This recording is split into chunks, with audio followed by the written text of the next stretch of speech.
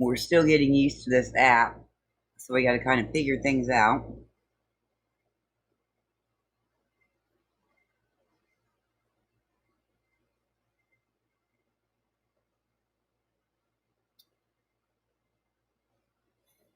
And let's see.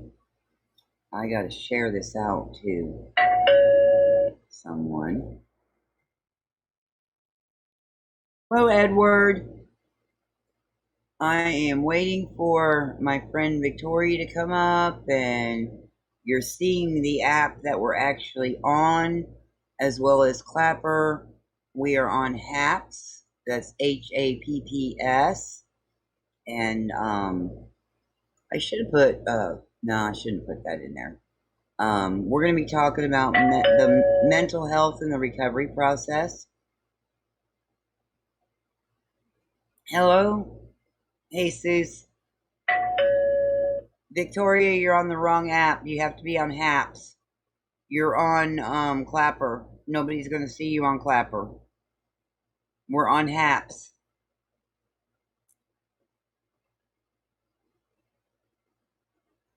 That's why you couldn't find me. You have to log into HAPS. As soon as Victoria comes up, I'm trying to point her in the right direction, we'll be able to get started. So how is everybody tonight? I'm doing good, Edward. Today was my birthday, and I just got a lot of things going on. Okay, I see her now. Now, let me invite her up.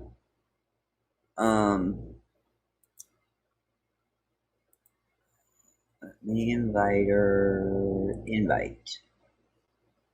Okay, the invitation's been sent. So, yeah, today was my 63rd birthday, and it was okay. I don't really want to talk about it. Don't really want to talk about it. It was not the day that I would have liked it to be. I just put it like that. But I'm over it. I'm over it. It's just another day. Just another day. And I'm a year older, and it just is what it is. And I don't feel like I'm a year older. So there she is. Hey, Am I Victoria. here? Yeah. I'm here. Yeah. Okay. I want to try to change the screen on here. Hold on a second. So that I want to get the view to where people can see you better and I can still read comments. Nope, I don't like that. I don't like that. Okay, so where do I want to be? I guess that's a good view. Move this over some. There we go. So, can y'all see Victoria? I've got to be able to read the comments over here as well as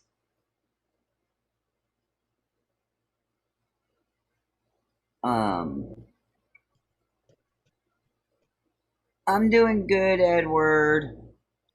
Doing good. How's everybody doing tonight? Let me see if I can make the screen a little bit smaller. Oh, that's not gonna work. That's making it bigger. Why? Oh, that might work. That might work. There we go. But Victoria's kind of small. I'm kind of small, but that's okay. I mean, you can kind of see what's going on. I wish there was a way to show the screen differently where other people can actually see. And it's got an invite on it, but I don't know how that works. Like, you gotta type in people's names. I had to go to my messages to get into to answer your invite Oh, really? to be That's live weird. with you. Yeah. Yeah, I don't know how that works. That's kind of weird. Yeah. But anyway, My ice cream is over here melting. That screen's too small. I gotta make it bigger. Well, you're I gotta small on make my it bigger. screen. Huh? You're small on my screen, but I think I can. Yeah, I know, but I can adjust the screen to make it bigger. But then if I Okay. want to see the comments, I have to slide it over and slide it back and slide it over and slide it back. I want people to get a good view of what's going on. Um, you know, so that's a little bit better. Now they can see you and I both. But if I want to read Mhm. comments, the thing about that is I have to scroll to the other side to read comments. And it's Okay. really hard to tell who's commenting. All right, hold on. I got an idea. I might need to move this over this way some, and now you're gonna. I'm gonna see a shadow of myself. This might work if I do it like this. Can y'all see that? Okay. I mean, is that an okay view, or if you come over to apps, actually, HAPPS, you can actually get a better view of what's going on. But on Clapper, I have to point the camera at my screen. That's the only way to do it. So, because Clapper isn't set up to be able to multi-stream yet, and this is a multi-streaming app where I can stream to several platforms at a time. And oh, did you go to Facebook to share it? Go to Facebook to share the live to whoever you want to share it to. Mine is already set up to broadcast to all my platforms.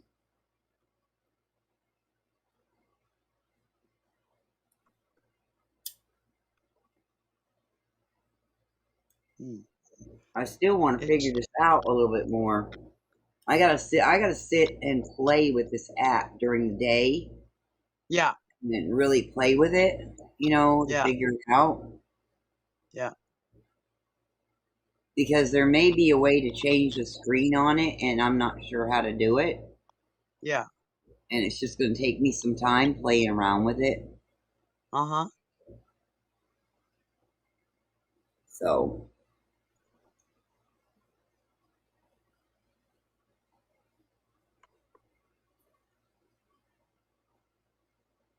Victoria is an ambassador for NASCA, which is a um, um, organization that helps battered and abused women, as well as she is an advocate for mental health, um, alcohol and drug abuse. Um, I can't even think right now. I must be tired. Um, Well, my organization is called Oz. It's a helping yeah, hand for healing souls. And in my opinion, everybody's healing. right, Um, because we've all got a lot of damage that's happened in our lives. And for me, I just found out a lot of people didn't have a lot of places where they could go and meet other survivors with similar issues or compassion of any sort. Most of the time, their family and possible people that they maybe called friends weren't there for them. They were like, just, like pull yourself up by the bootstraps or just get on with your life or to quit focusing on it. And, right, we need to talk about the things that happened. And, that's the way we heal. Um, right. we And recognizing what it was, not just go on. And for me, I noticed that a lot of people I help, if they don't like examine the relationship they were in, they'll just go on to into a similar relationship because right, they haven't know what the red flags are until it's really bad. right. Yeah. Let's see if I can turn the speaker up a little bit. Oh, it's at 100%. It ain't going no higher. Okay, it's fine. I'm pretty sure everybody can hear you. Um, Yeah. so Victoria is on Clapper, and she has a page there, and it's Victoria Kelly underscore what Victoria? I can't remember. I don't even know what it is. Uh-huh. I think I you put don't it know. down as your organization. I want to Yeah, say, on here it just says, yeah, at Victoria Kelly, so that's what this one is, right? yeah, but Um, you put on Clapper, you put Victoria Kelly underscore something. oh yeah, Oz. It's my grassroots organization. It's A with three H's as in horse, S as Oh, in okay, say. A helping okay, hand for healing souls is what it stands for. okay. It's Oz, but it's not like the Wizard of Oz. Right, I got it. Yeah. But we started a Blog Talk radio show last Thursday night. We'll be doing it every Thursday night. And it's on it's called what's it called? Um Friends Talk Radio. If you search for that, Mm-hmm. that's the lady that's paying for it. Named the whole week Friends Talk Radio. Okay. And if you look under Thursday night, not only they'll show your own time, but it would be 7:30 Central. I'm the only Right, one that's on Thursday under that. And if you go on there, it's got all, well, now there's only one, but eventually they'll have all the shows archived. It's called Black Talk. It's not on the radio. It's a phone call in thing. And if you're interested in, they'll post what it's going to be about, just like Rita did tonight about what we're talking about. And if you're interested, you can call in the number and push number one and be on what they call the panel, and then you can interact with the guest. This coming Thursday night, we've got um, his name is Bill Murray, and he's the founder of NASCA, which I'm the Minnesota ambassador for, which is the National Association of Adult Survivors of Child Abuse. And we do prevention, intervention, and education. And my organization is doing an event at the end of September, and my my organization is really about networking with other organizations, other people that have similar interests. Um, I don't claim to have you know um, any corner on the market on helping people, and I believe that there's many different paths for healing, and right, I like to give people a variety of options of different things they could do. Like some people are like, oh, you've got to see a psychiatrist if this happened to you. And I'm like, everybody doesn't have to see a psychiatrist. Other people have different healing journeys, paths, whatever you want to call it. You right, know, right, one thing isn't like a save all for everybody. Just like everybody says, well, if you drink too much, you got to go to AA.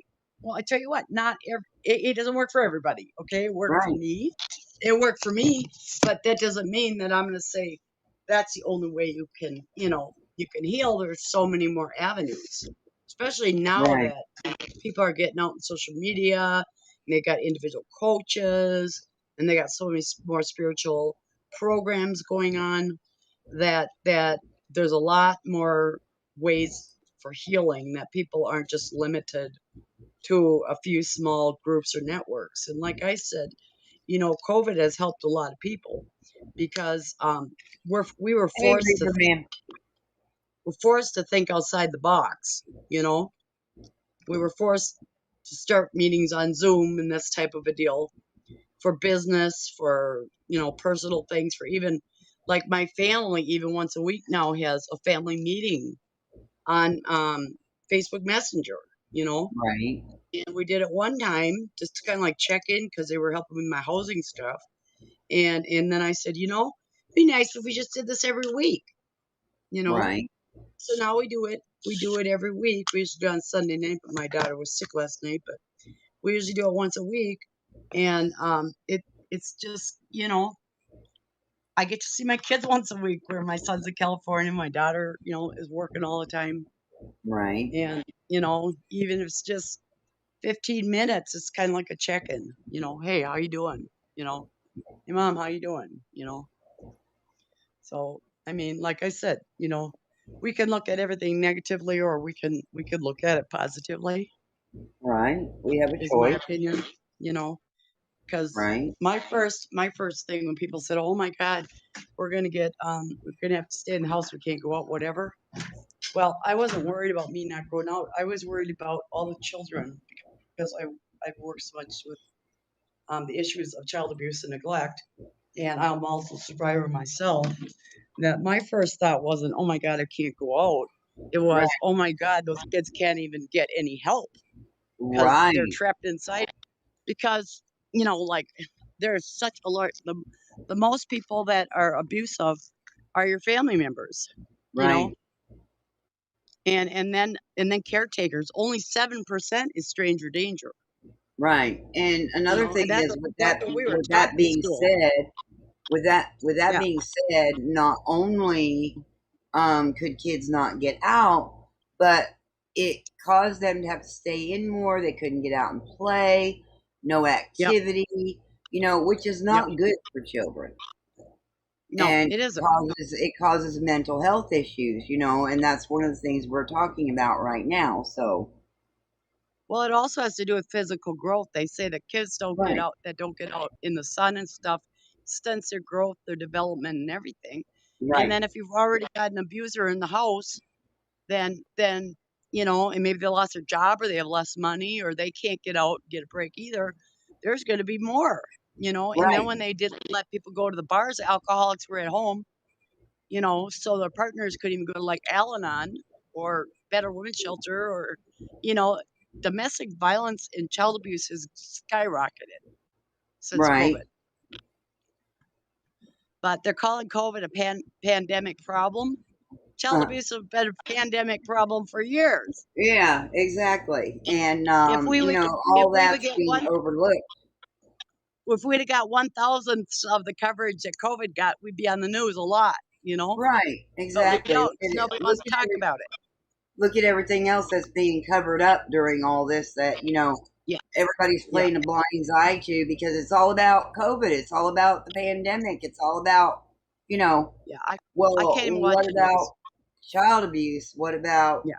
um, uh, Well, have you even heard anything on the news that it's Mental Health Awareness Month? yeah, I haven't. exactly. You I know, haven't either. And this April is Mental Health April was Awareness Child Month. Abuse Awareness Month, and nothing was covered in newspapers, news, nothing. Right, And October is Domestic Violence Awareness Month. But I think it was a president that put out a thing that it was National Child Abuse Awareness and Prevention Month or something like that. But that's all the farther it got. Nobody picked up on it and did anything about it. You right. can put something into a proclamation, but if people don't react or, you know, pick up on it and broadcast it, big deal. Yeah, That's my opinion. right, And so I have one guy that's in one of my groups, which is he's starting to do some advocacy for people with mental health and abuse issues and stuff, because in the country where he lives, they're saying that child abuse has nothing to do with mental health issues. You know, right. and we're like, oh, what? Yeah, It's got everything to do with it. that's right. It does. You know, So, and yeah, and so anyway, I am me and a couple other people, and I'm getting input from a lot of people like Rita and other people on putting together a rally to speak out Candlelight Vigil out here in Minneapolis because I'm from Minnesota. And I'm filling out the paperwork for the park. The unfortunate part is I asked them how much it was going to cost to have a park permit.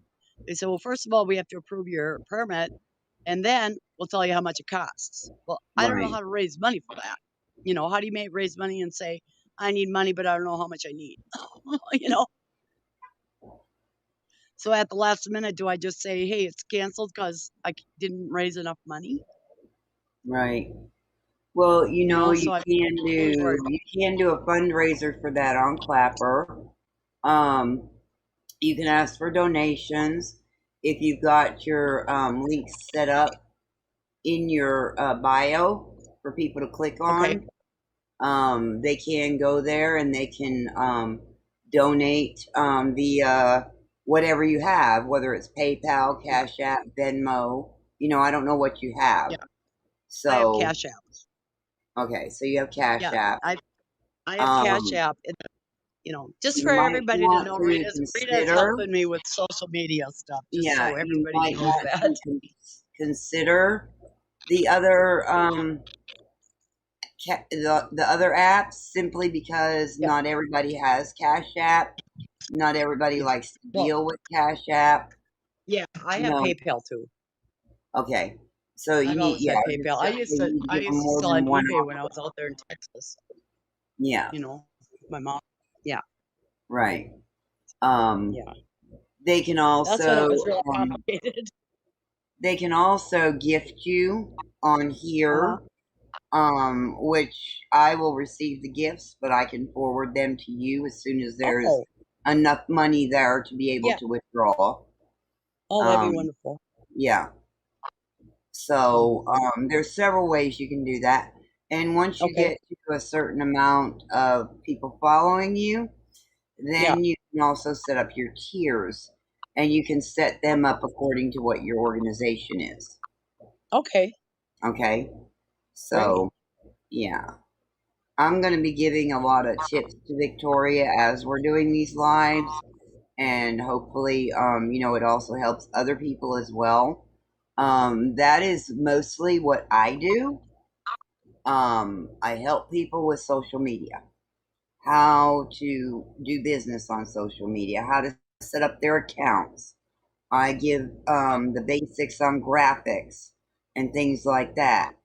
Now, if you want more in depth information, if you need physical help doing it or anything like that, then that service is not free.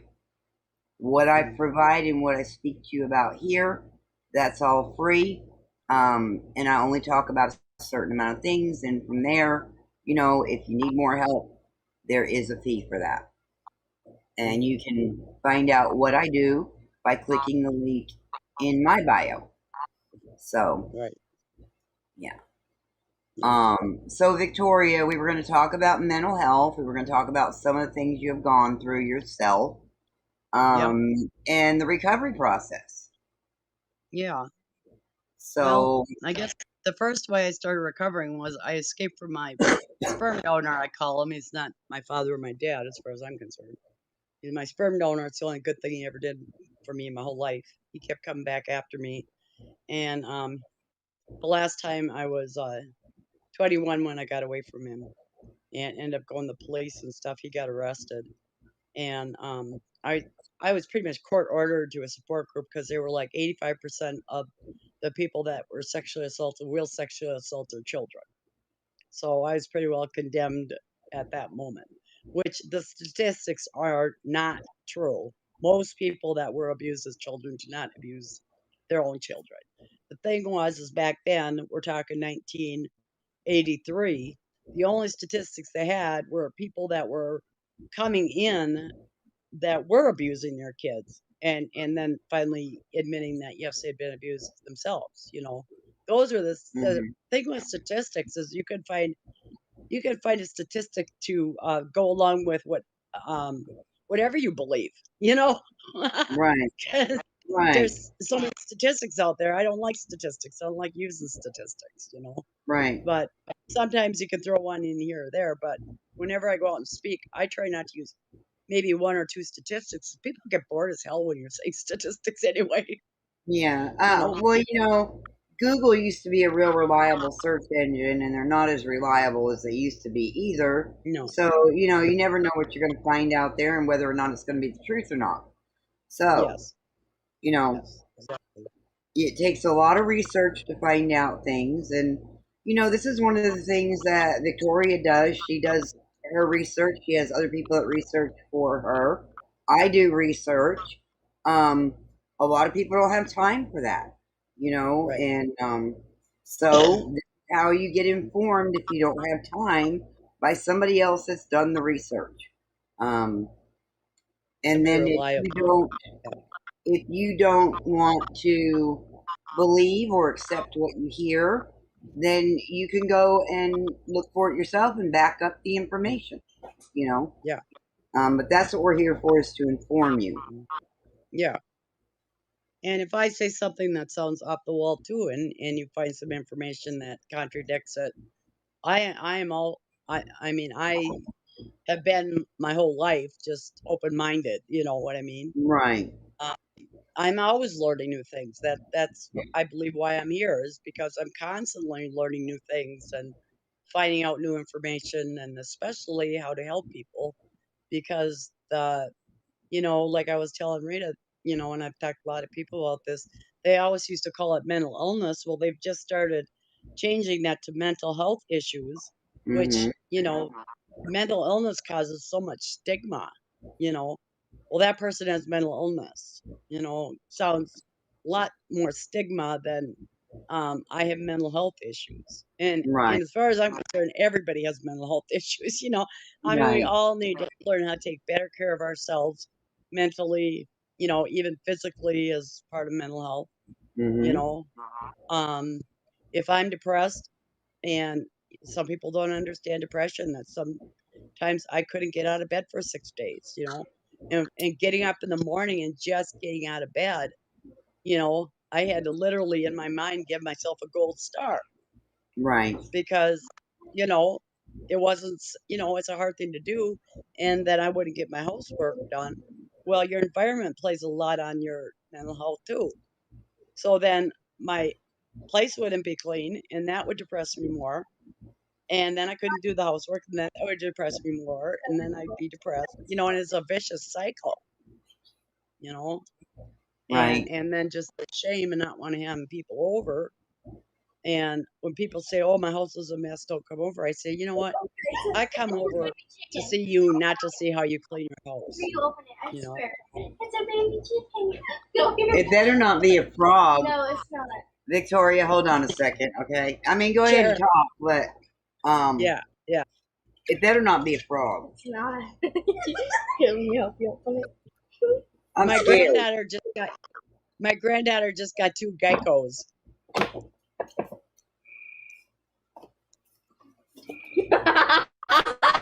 Get them out of here. Quit bringing frogs in here. Now, don't do that. I'm going to tell Poppy. No! Elizabeth! Oh, these kids. Yep. I'm sorry. Kids will do that. Yeah. That's no. I was saying my granddaughter just got two geckos. Yeah, I don't like creepy crawly things. She Or got I don't snake like goats. frogs. It's not a frog, I swear. Biddy, stop. It's not a frog, okay? I'm fixing to tell Poppy because It's not a I am frog. on live. It's not a frog. Get it out of here. It's not. I don't care what it is. Get it out of here. Now I'm getting mad. It's a cup. There's no frog in here. Here, what? You're doing this on purpose because you know I'm live, and you need to stop.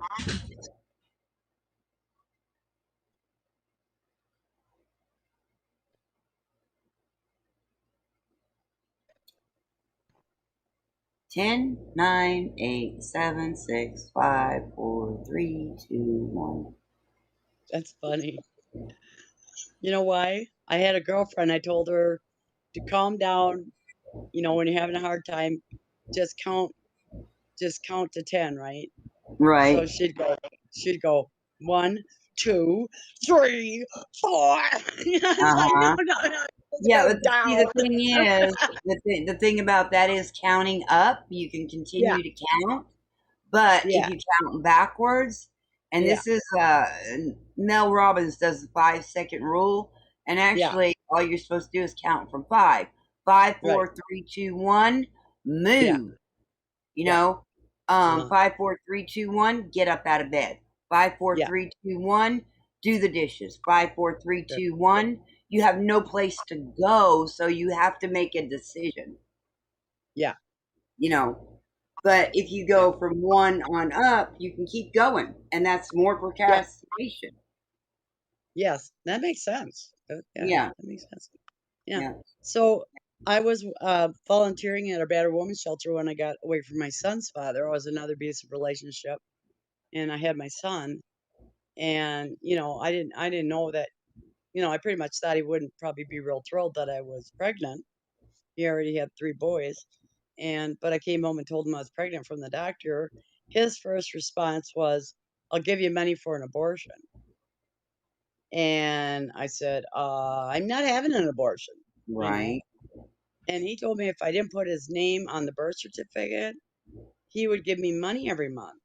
Well, I tell you what, he already wasn't giving me money, you Right. know? And so I knew that he was, you know, and so that's kind of what we were talking about earlier about what we thought we might talk about is narcissistic behavior. And Right. somebody that's narcissistic, they always have to be right, and you're always wrong, and Right. they twist everything, you know. Right. And For instance, yeah, and that all goes back to, being open-minded too. They're very closed-minded. yeah, They're set in their ways and they think that there's no room for growth, you know. Um, you can't tell them anything without them being on defense or yeah, offense, however that's said. Um, yeah, anything in life, especially these days, let me just say this. Um, if you don't have an open mind and you aren't ready to accept change, because things do change, um, whether it's social media or, in the real world, whatever. This is our world today, okay? We have to be able to accept change. We have to continually grow. We have to be able to accept constructive criticism from other people. We have to be able to um, listen to suggestions that other people may make and not be on defense about it, you know, yeah, um, because the world is changing so quickly that if you don't keep up with the pace, you're not going to have anything yeah. in your Get life. lost in the dust. Right. Yeah, You're going to be lost in the dust. Exactly. yeah. So this Most is things, one thing about narcissism. So if you're in a family and you're labeled a narcissist, this is how it works.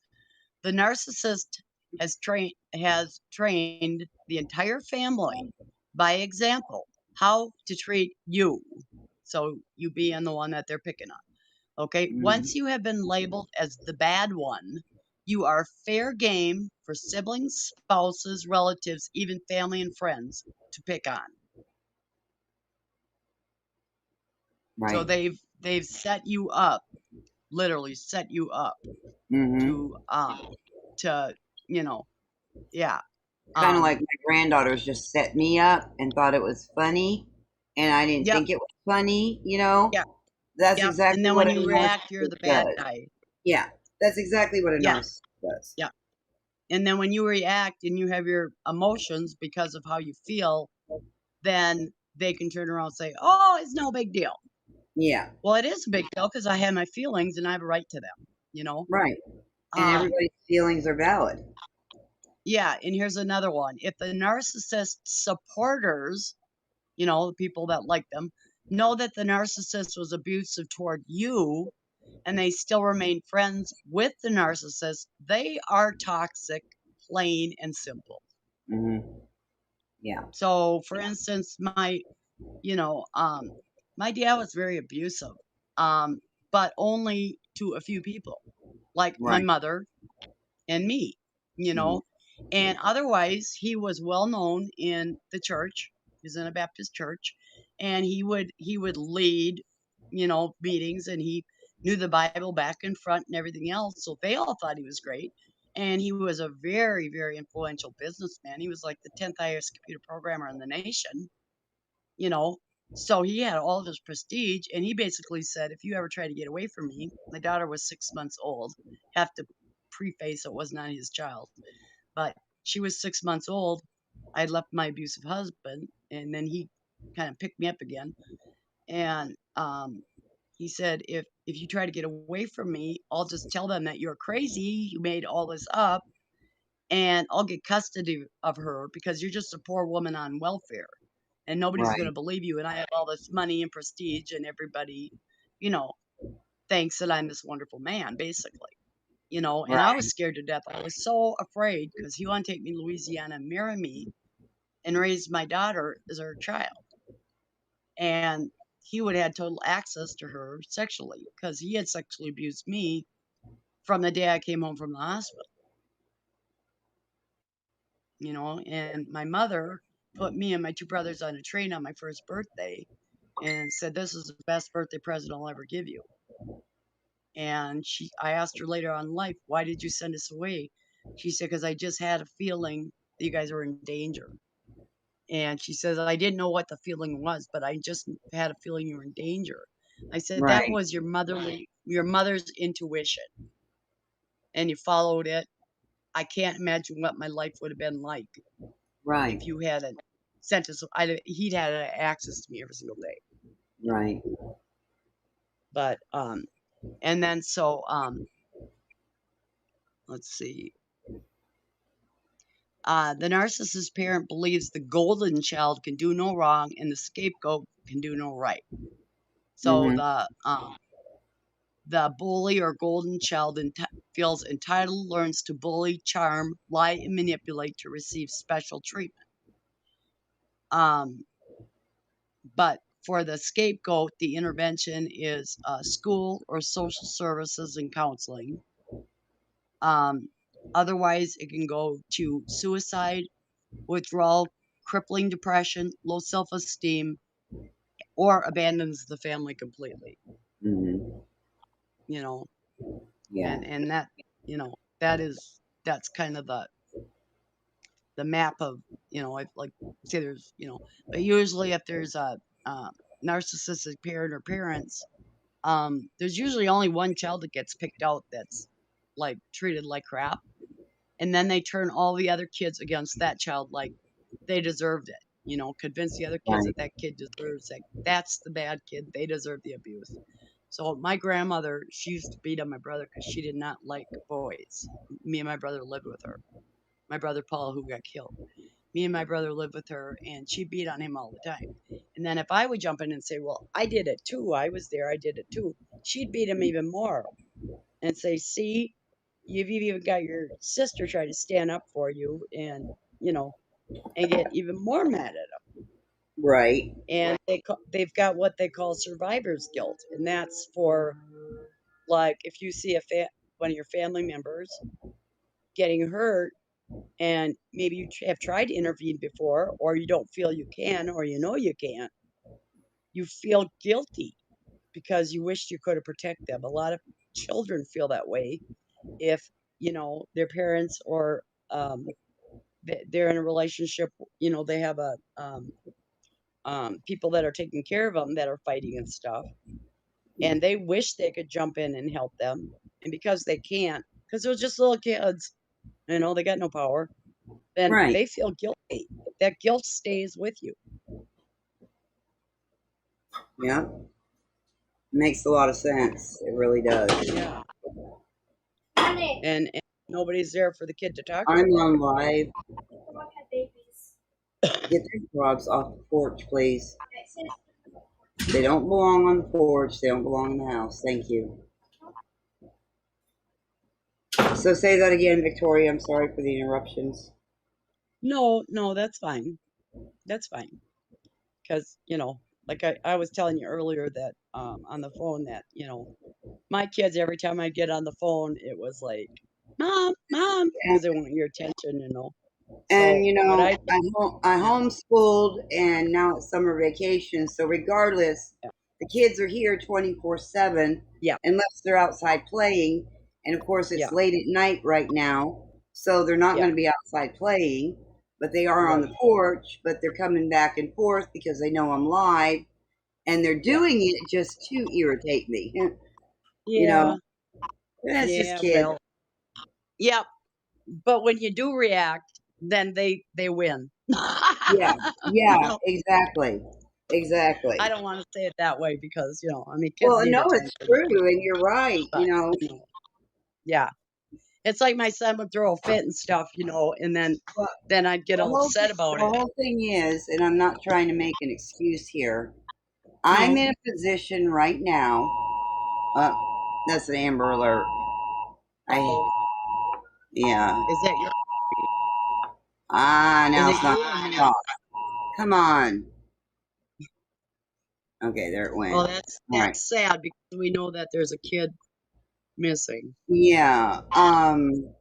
But what I was gonna say is, I'm in a position right now where they know that I'm vulnerable. Okay. So they're Yeah, taking advantage of that yeah, because I can't get up and do anything about it. yep.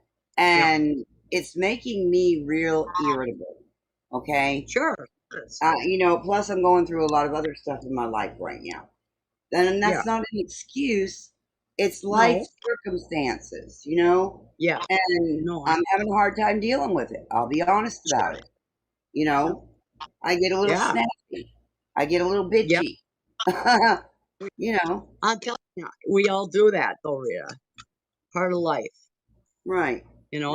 Yeah. It's just, you And know, we when spoke especially like I can't get into it, but right. I'm We still having spoke a with the meeting anyway. counselor today, with Mhm. Elizabeth's Yeah. counselor, and the counselor was like asking Elizabeth, do you think your Mhm. behavior is right?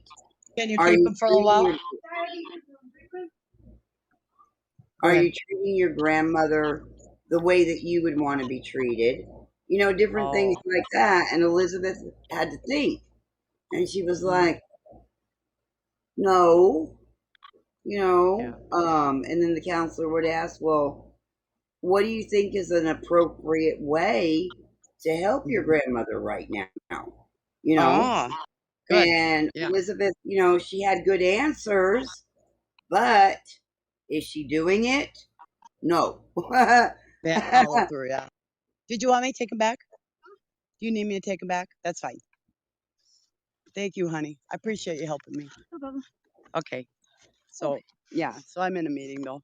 But anyway, yeah. Um, my friend here just took my dog for a little while because of my back injury. I can't even put the leash on him or take it off. Mm. I have to have him jump up on the couch to do it, and I've been having trouble walking him. So she took him out for me.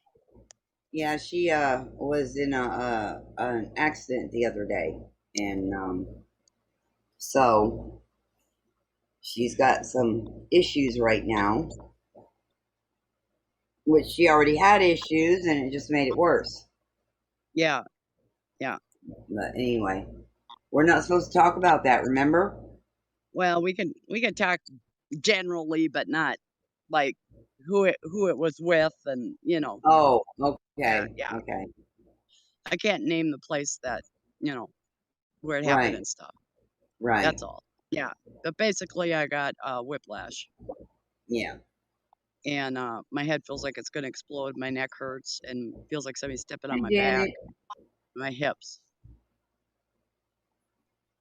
and I'm in a lot of pain, and I feel like crying, and I've got a couple gals here that are willing to help me out with my dog, so well, that's you know, good. I'm glad to hear that. yeah. Glad you got some kind of help. Give 'em a little something at the beginning of the You month or want to something. send her over here to help me? I could use some Yeah, help. yeah. You pay for a ticket. I'm sure she'd love to get away from this place. Right. And that's the whole thing, and why I get so irritable is because Yeah, of the fact that I'm sitting here and I can't get up and get around and do anything as of yeah, yet. yeah, I want to, and I yeah. can't, and I'm not used to sitting still. And then the kids want to take advantage of the situation, Right, and then right, right. Father's And kids do Day. that. Yeah, Yeah, Father's Day and my birthday, and my dad's not here anymore. There was a lot of yeah, things that played into it. yeah, And yeah, this was a time that I was like reaching out to people in my own way, Right. and I don't know how to explain it, but Well, it's you hard, know, and then everybody says, "Well, you need to take care of yourself." Well, you know, that's one thing, but when you're in a position where you've got kids to watch, you've got a house to take care of, this and that, it's hard to just say, "Okay, I'm taking an hour break. Everybody needs to leave me alone. I'm just gonna lay down, and listen to some relaxation music, and for a whole hour, you just, don't interrupt." Well, every little thing is an interruption, you right, know? There's gonna be exactly, just interruptions. You can't just go, like for me, fortunately, I can shut off my phone and I can turn my relaxation music on and my positive affirmations and stuff and listen, for like an hour. But then I've got the staff here, and you never know when they're gonna come up pound on the door and want something or expect something out of you, you know? right, So it's like, it's like people they act like, everything's a perfect plan, you know? Well, just relax for an hour and, don't let anybody just tell everybody not to bother you. Uh, that'd be nice. you yeah, know, that would be that'd be nice. wonderful. You show me how to do that. Put it into practice. I mean, what am I supposed to do? Lock my kids in the Yeah, closet? I don't think right. so. You know, Yeah, and then tell and that protections at your door. that too, Victoria, is something I wanted to talk to you about.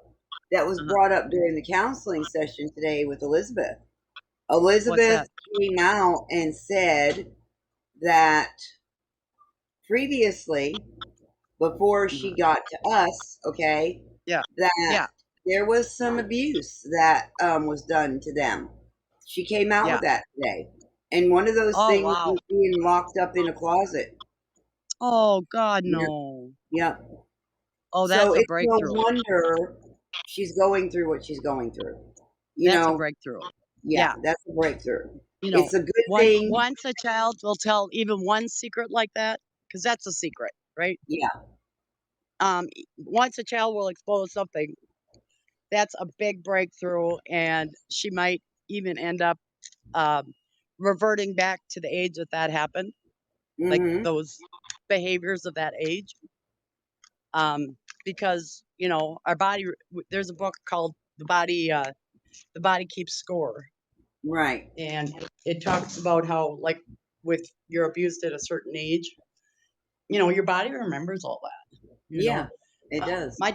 My dad orally raped me as an infant, and my body remembers that. I can't go to the dentist. I would go to the dentist, and they'd like put stuff in my mouth, and I had a sign that if I knew that I knew about the sexual abuse, so I knew where it was Hmm. coming from. So I wasn't like just going, "Oh, I'm crazy" or something. So I Right, just told them I've been sexually abused and orally raped. I said, right, if you guys get that stuff in my mouth and I put my finger up like this, that's all I had to do. I put my finger up like that. It's get everything out of my mouth as fast as you can. right, So the doctor would be there, and there would always be another person like right next to my face that if I put my finger up, they'd watch for it and pull everything out.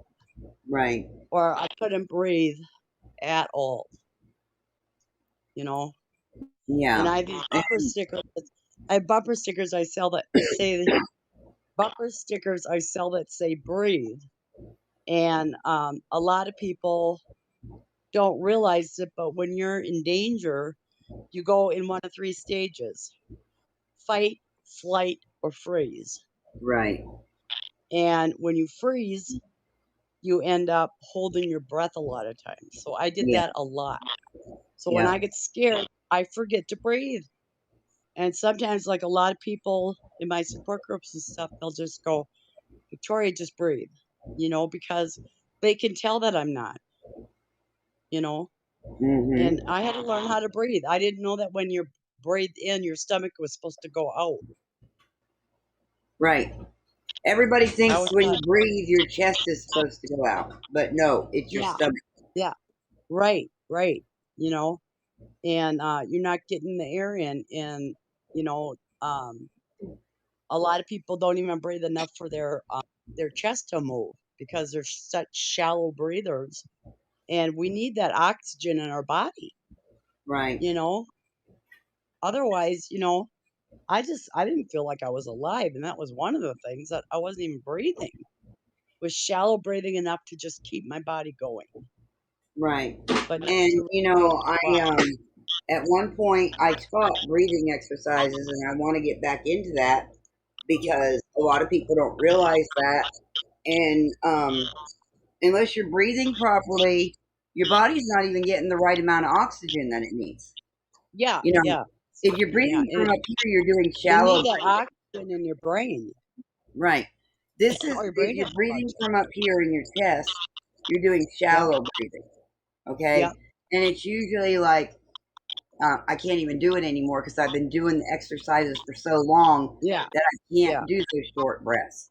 But your Yes, chest will go in and out really fast, and yeah, that's shallow breathing. Well, yeah, when you're breathing in yeah, and filling up your stomach, your chest is not supposed to move, your stomach is. yeah, And then you can hold that for a second or two and yeah, then yeah. breathe out. Uh-huh. And that's a relaxation technique as well. Yeah. Well, I do the one where I breathe in for 6 seconds. I hold it and breathe out for 6 seconds. The Right, breathing in is taking in energy from the right. universe. I call it taking in Hmm. energy from the universe, and holding it is holding it into my heart, and then releasing it is keeping what I need in my heart and releasing the rest out to the world. Yeah, that's So that's awesome. that's That's a the good way to do exercises it. I Yes. do. Yeah, Hmm. you know, because that's setting love instead of negativity out to the Right, world. And I think a lot of us are so focused on negativity, it takes up all our energy that we don't have that energy to use for positive things. right. You know, And there are so many different ways that technique can be used. You know, Mm, you yeah, use that, and it can be used with affirmations as well. right, Um, right, you can breathe in love and yeah, exhale hate.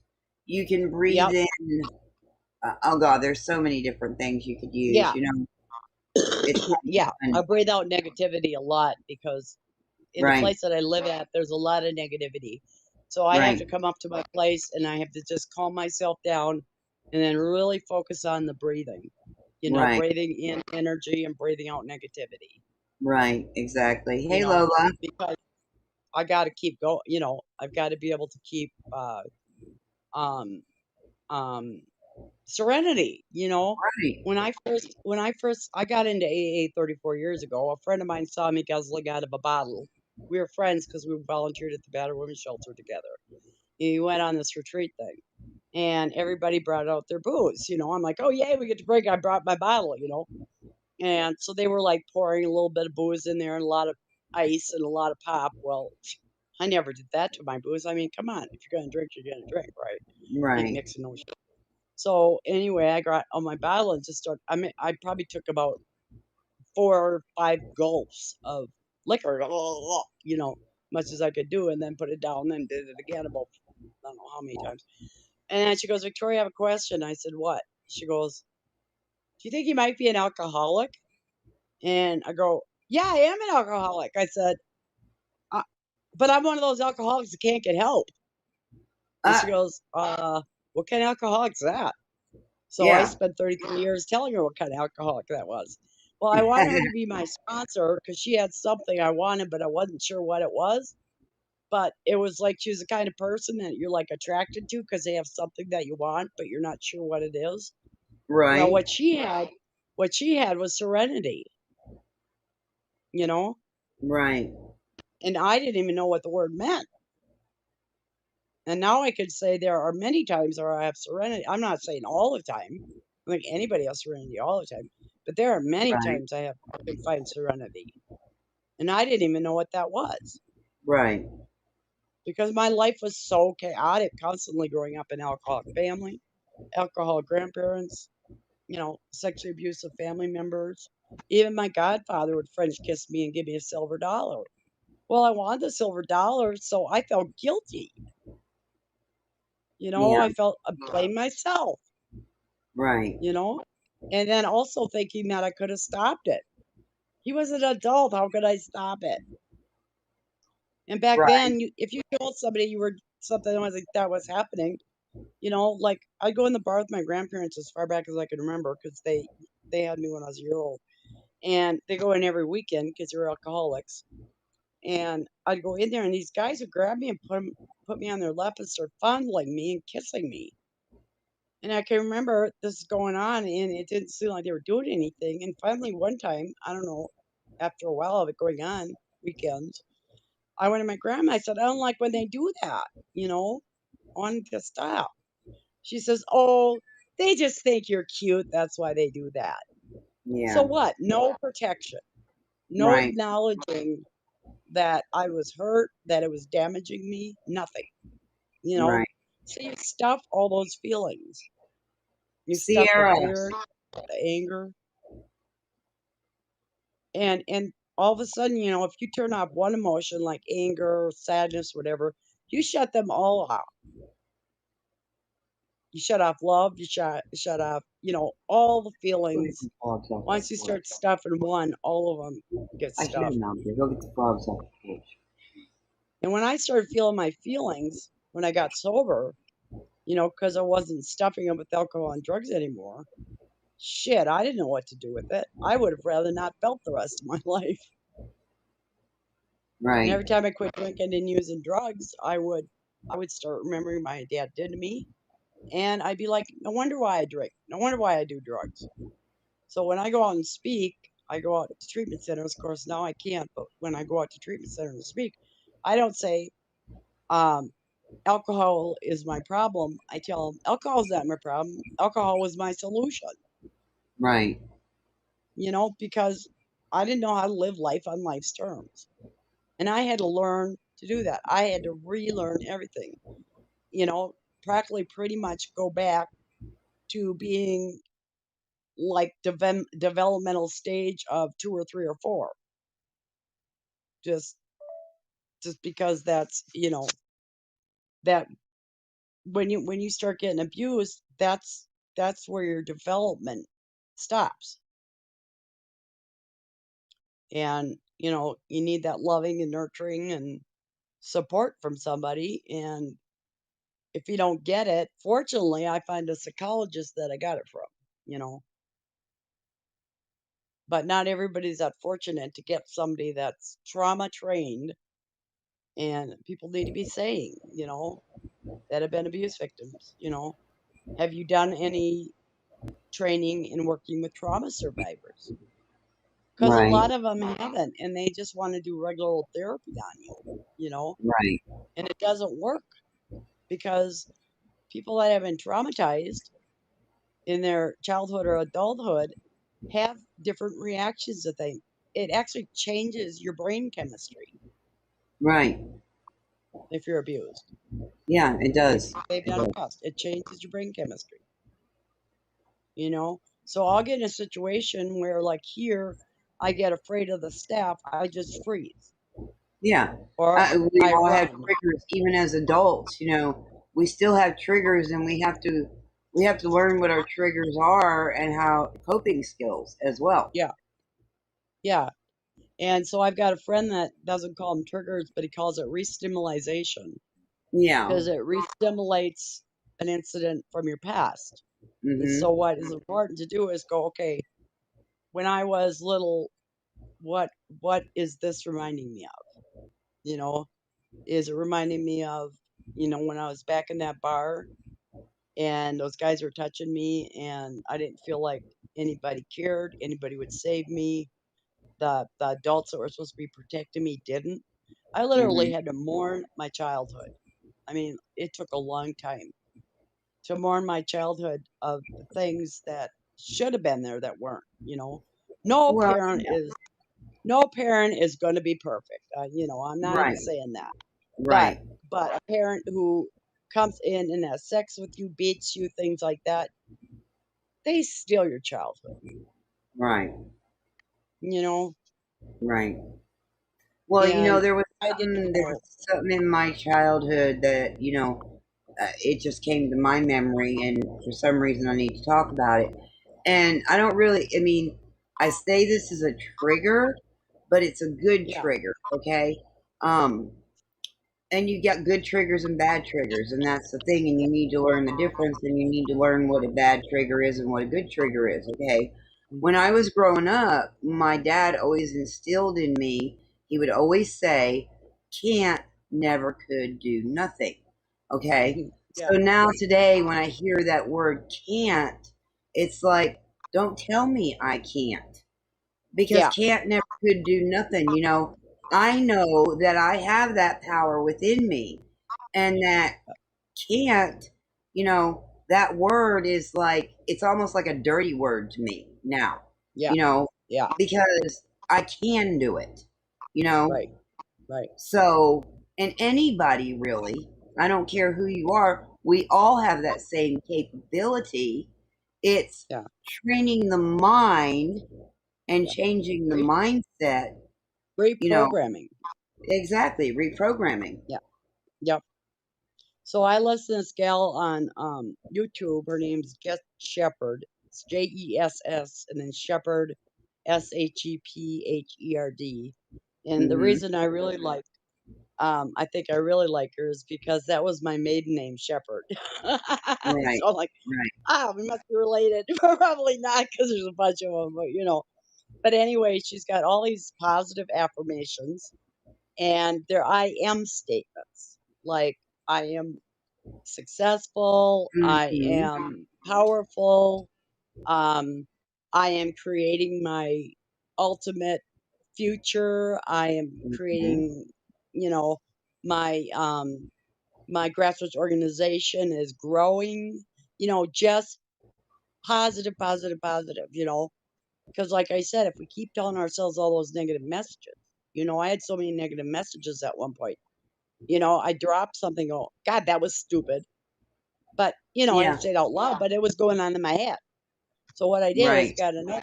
I got a notebook and opened up the first page, and on the left side I wrote down, I'm an idiot. And on the right page I wrote, I um um I'm a smart person.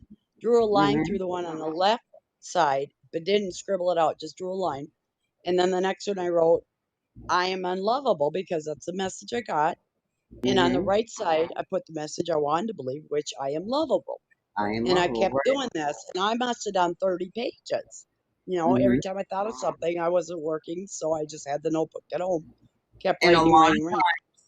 a lot of And times it's not just speaking it out, it's writing it yeah, down on paper and seeing it visually, you yeah, know. yeah, So, yeah.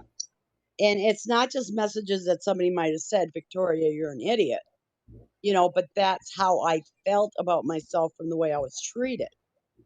But right, the more I right, wrote down, the more messages started coming out, because that was just the surface, you right. know. Exactly, So exactly. anyway, after I did about 30 pages, which is a lot because it was thin line paper, I went back and looked at the beginning, and I started reading through some of the ones I had written in the beginning. And Uh-huh. it had changed. It was moving over to the other side.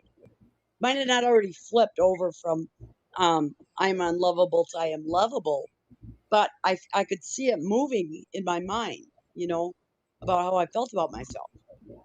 So it's a really good exercise. It's like kind of something I came up with myself. But I sponsor people in AA, and I've had people do that. And then AA, they have in their literature, they call it character defects, you know. Right, And I always say, I don't want you to call it character defects.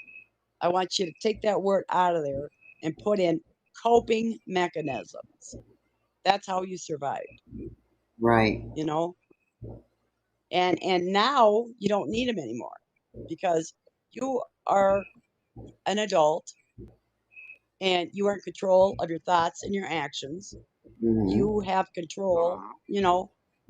And people are like, well, you were 21. Uh, why didn't you just leave him? It's not like you were a child. But they don't understand that there's grooming that goes along with child abuse. right, And you get to a point where you don't feel that you can leave. They've got you trained to believe you can't, and they're threatening you. you know, and people don't Mm. understand the dynamics. Why don't battered women leave? You know, why do people do this or that or this? But unless you've been in their footsteps or actually understand the complexity of it, just like narcissists, when we're involved with somebody that's a narcissist that's putting you down all the time, then when you react, you know, they might, and then they'll say, well, I was just kidding, you know. Right. So all of a sudden, you know, your reaction, you know, they just totally discounted that you were hurt because of it. Right. Oh, well, I was just kidding, you know. Yeah. Well, Or they apologize and turn right around and do it again after you it, accepted their apology. yeah, It's a right, form of right. manipulation. Okay, I can't get to It you is this way, so let me get to you that way. right. You know? But that's what happens though when they apologize and we accept the apology, we are teaching them that they can still do the same thing to us and we're always going to forgive them or take Right. them back. Right. So we teach people how to treat us. Right.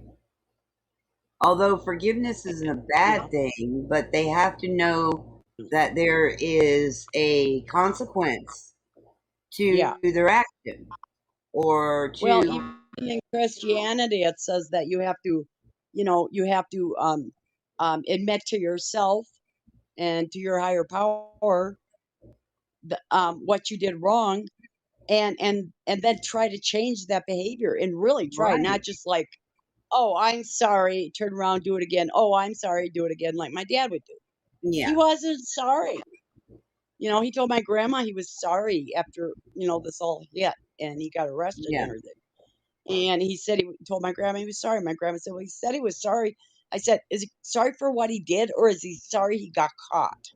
Because I think he's sorry he got caught. Yeah. He probably is. He's sorry he got caught. He wanted to do what he wanted to do, Right. you And know? I think another thing that we need to really think about and maybe change that wording as well, because I've had several people tell me this and it really resonated with me. Okay. Instead of saying I'm sorry, say I Yeah, apologize. Because when you say I'm sorry, listen to that. I'm sorry. So yeah, I'm telling myself I'm a sorry person, you know, yeah, when I yeah. say that. Well, and So also to say I'm sorry, but then to work on, you know, actually look like you're working. I mean, obviously nobody's going to change overnight, right, but if you hit somebody and say you're sorry, and then they go, well, I forgive you, and they say I'll never do it again, and here's some roses and candy, and right, a week later they do it again, you know, and say they're sorry and bring you roses and candy, you forgive them, and hmm, it's a cycle, you yeah, know, and yeah. it's if you look at it on a chart, the cycle goes up like that. We were talking I about this. You can feel the I can tension totally resonate before with the this. abuse. I can Yeah, totally before the resonate with this abuse, because it's going up like that. You can feel it in your system, in the environment, everything, and then the abuse happens, and then it goes down, and then right, you know you could feel the tension going down because they've released it all, and then you could feel it going back up again, and sometimes abuse victims will provoke the abuse well, to get it over you with. know, exactly. And I was going to say I can totally resonate with this, especially right now, because even though my husband and I are separated, he's still a part of my life. And he comes in and he's narcissistic. He comes Yeah, in and he tries to control things. And when I tell him no, and he doesn't want to hear that no, yeah, things get escalated, and it's a cycle. So, and yeah, people don't realize what I go through on a daily basis.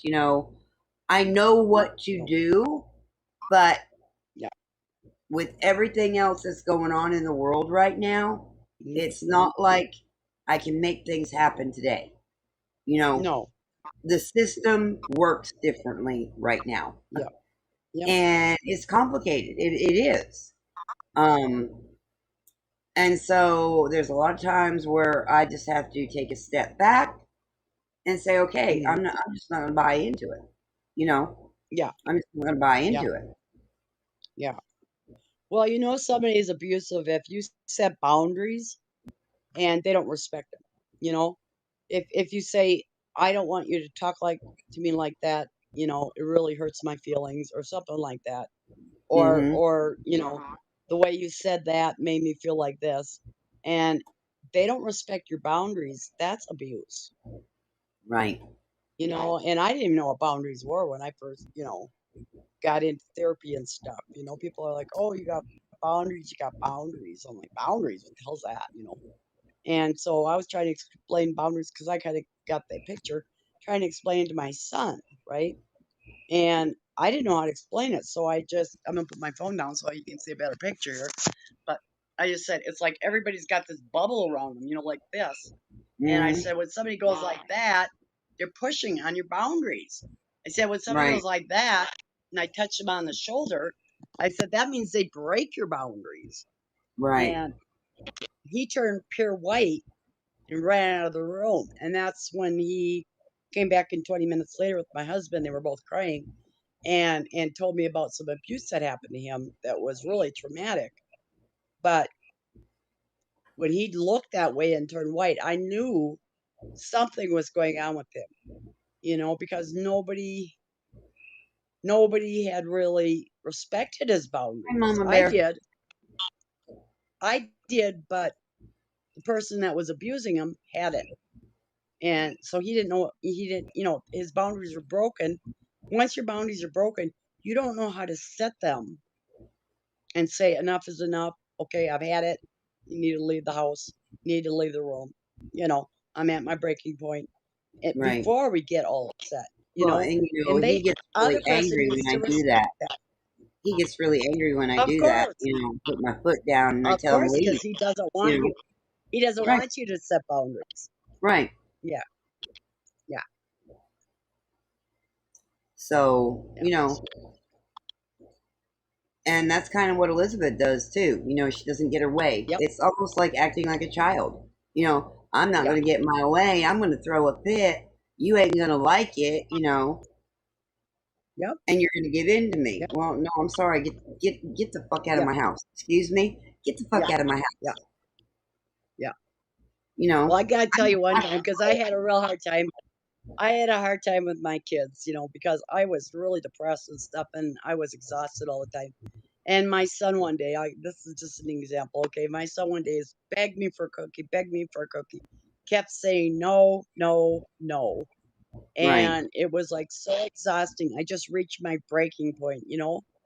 I grabbed the cookie jar, put it on the floor, opened the covers, and eat all the goddamn cookies you want. I didn't even care Right. because I told him Right. you can't have a Right. cookie.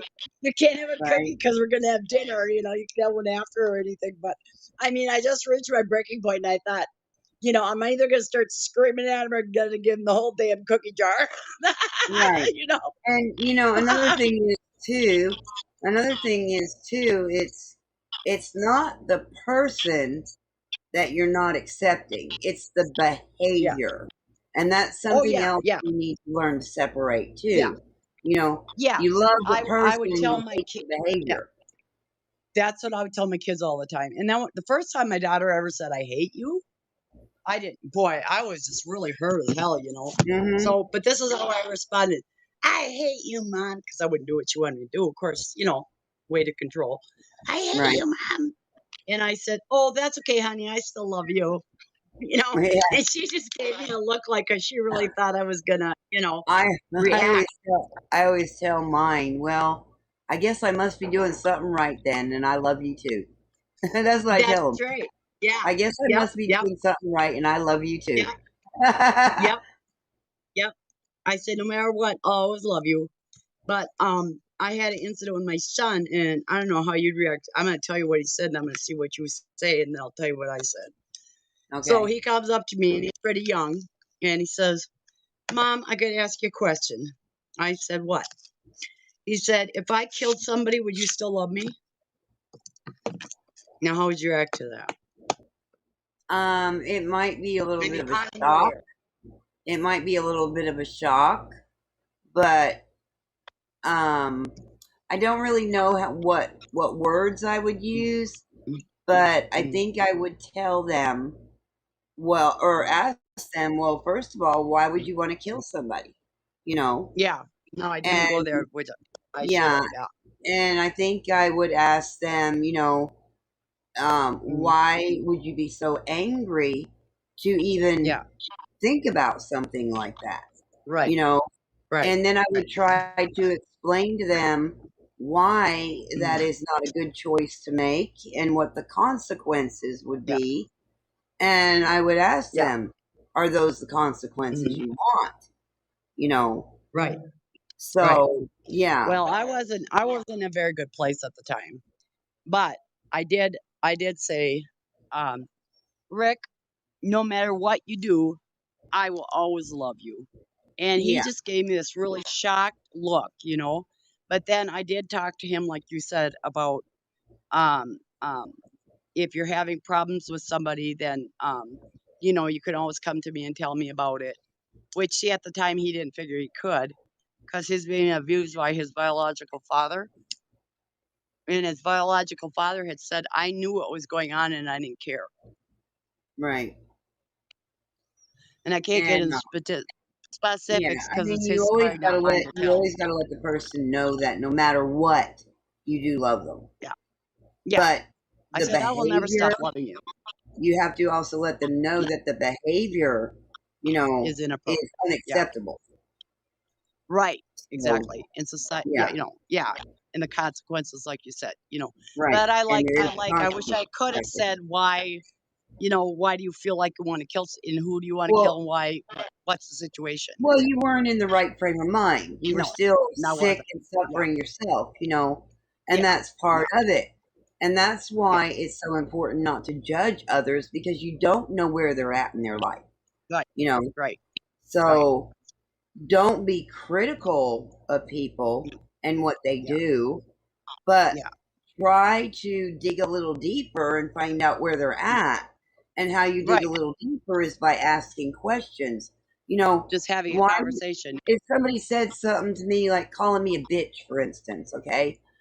Yeah. If in any other situation except for the situation I'm in with my husband, Right. what I Right. probably would say to that person is,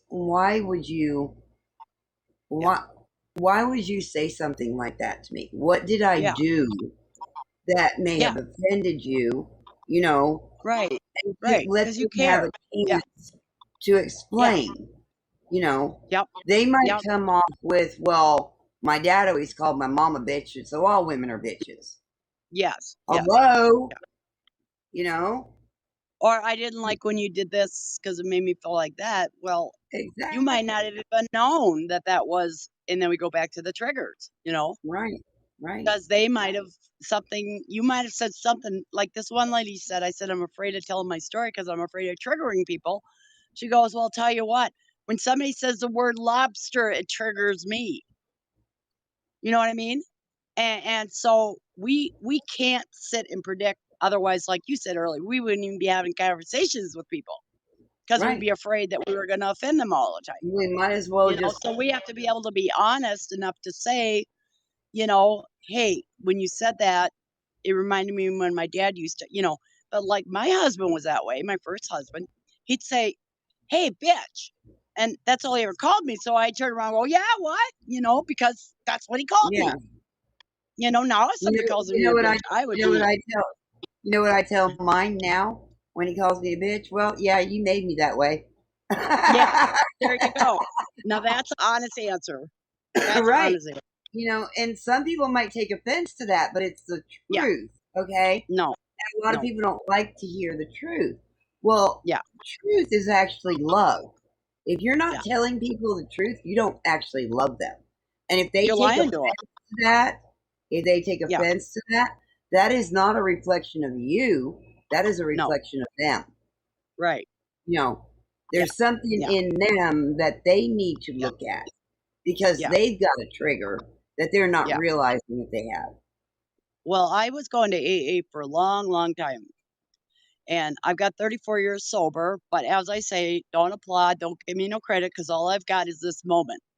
And I Yeah. live one moment at a time. And it's a lot of one moments put together is all it is. Yeah. And there's many days that it took forever to get through that moment to Right. not use. because a lot of shit has happened. And Hmm. anyway, I get a lot of people that, well, I don't see how you could have went through all that and not used. And I said, you know what? Drinking and doing drugs never made anything better. Matter of fact, it always made things worse. You know, Right. never made anything You know, better. I always thought I'd been to the bottom of the barrel, okay, Hmm. so to speak. Yeah. But Victoria, when I hear your story, not that I want to do a comparison really, or that I'm Right. saying that your story is much worse than mine, because really it's not. But I've Yeah. never been homeless, okay? Yeah. I have been without running water. I have Yeah. had to take cold showers. Yep. I have not Yep. had heat or electric. Yep. I have Yep. not had appliances to cook with, and I had to do Hmm. things differently, learn a different way. But as Yeah. of yet, and I say yet Yeah. because it Yeah. could happen, I have not Yeah. been homeless. Right. You Well, know, they won't renew my lease here. And if they would have kicked me out, the only reason I'm still here is because of COVID. Yay, right, COVID. Because they can't kick me out. This would right. be my 20th time in my life being homeless. Wow. And that's why my son wants to help me get a place with my ex husband, who were friends. But you've And survived that. You've survived yeah, that. You know how to yeah, survive in that situation now. yeah, And you can teach others, which is a good yeah, thing, how to survive in a situation like that. yeah. Well, the other thing is, too, that when I look back, at the times I was homeless, I'd be in, say, a battered woman shelter, homeless shelter, whatever. And people always seem to come up to me and talk to me about issues they were having in their lives, or their past. And Hmm. I really feel not that my higher power wanted me to be homeless, but that since I was in that situation, that there were people that were brought in my life I could help Right, because of where I was. right, I had one woman, I was at the battered woman shelter for like 5 days. She had been there for like 50 days.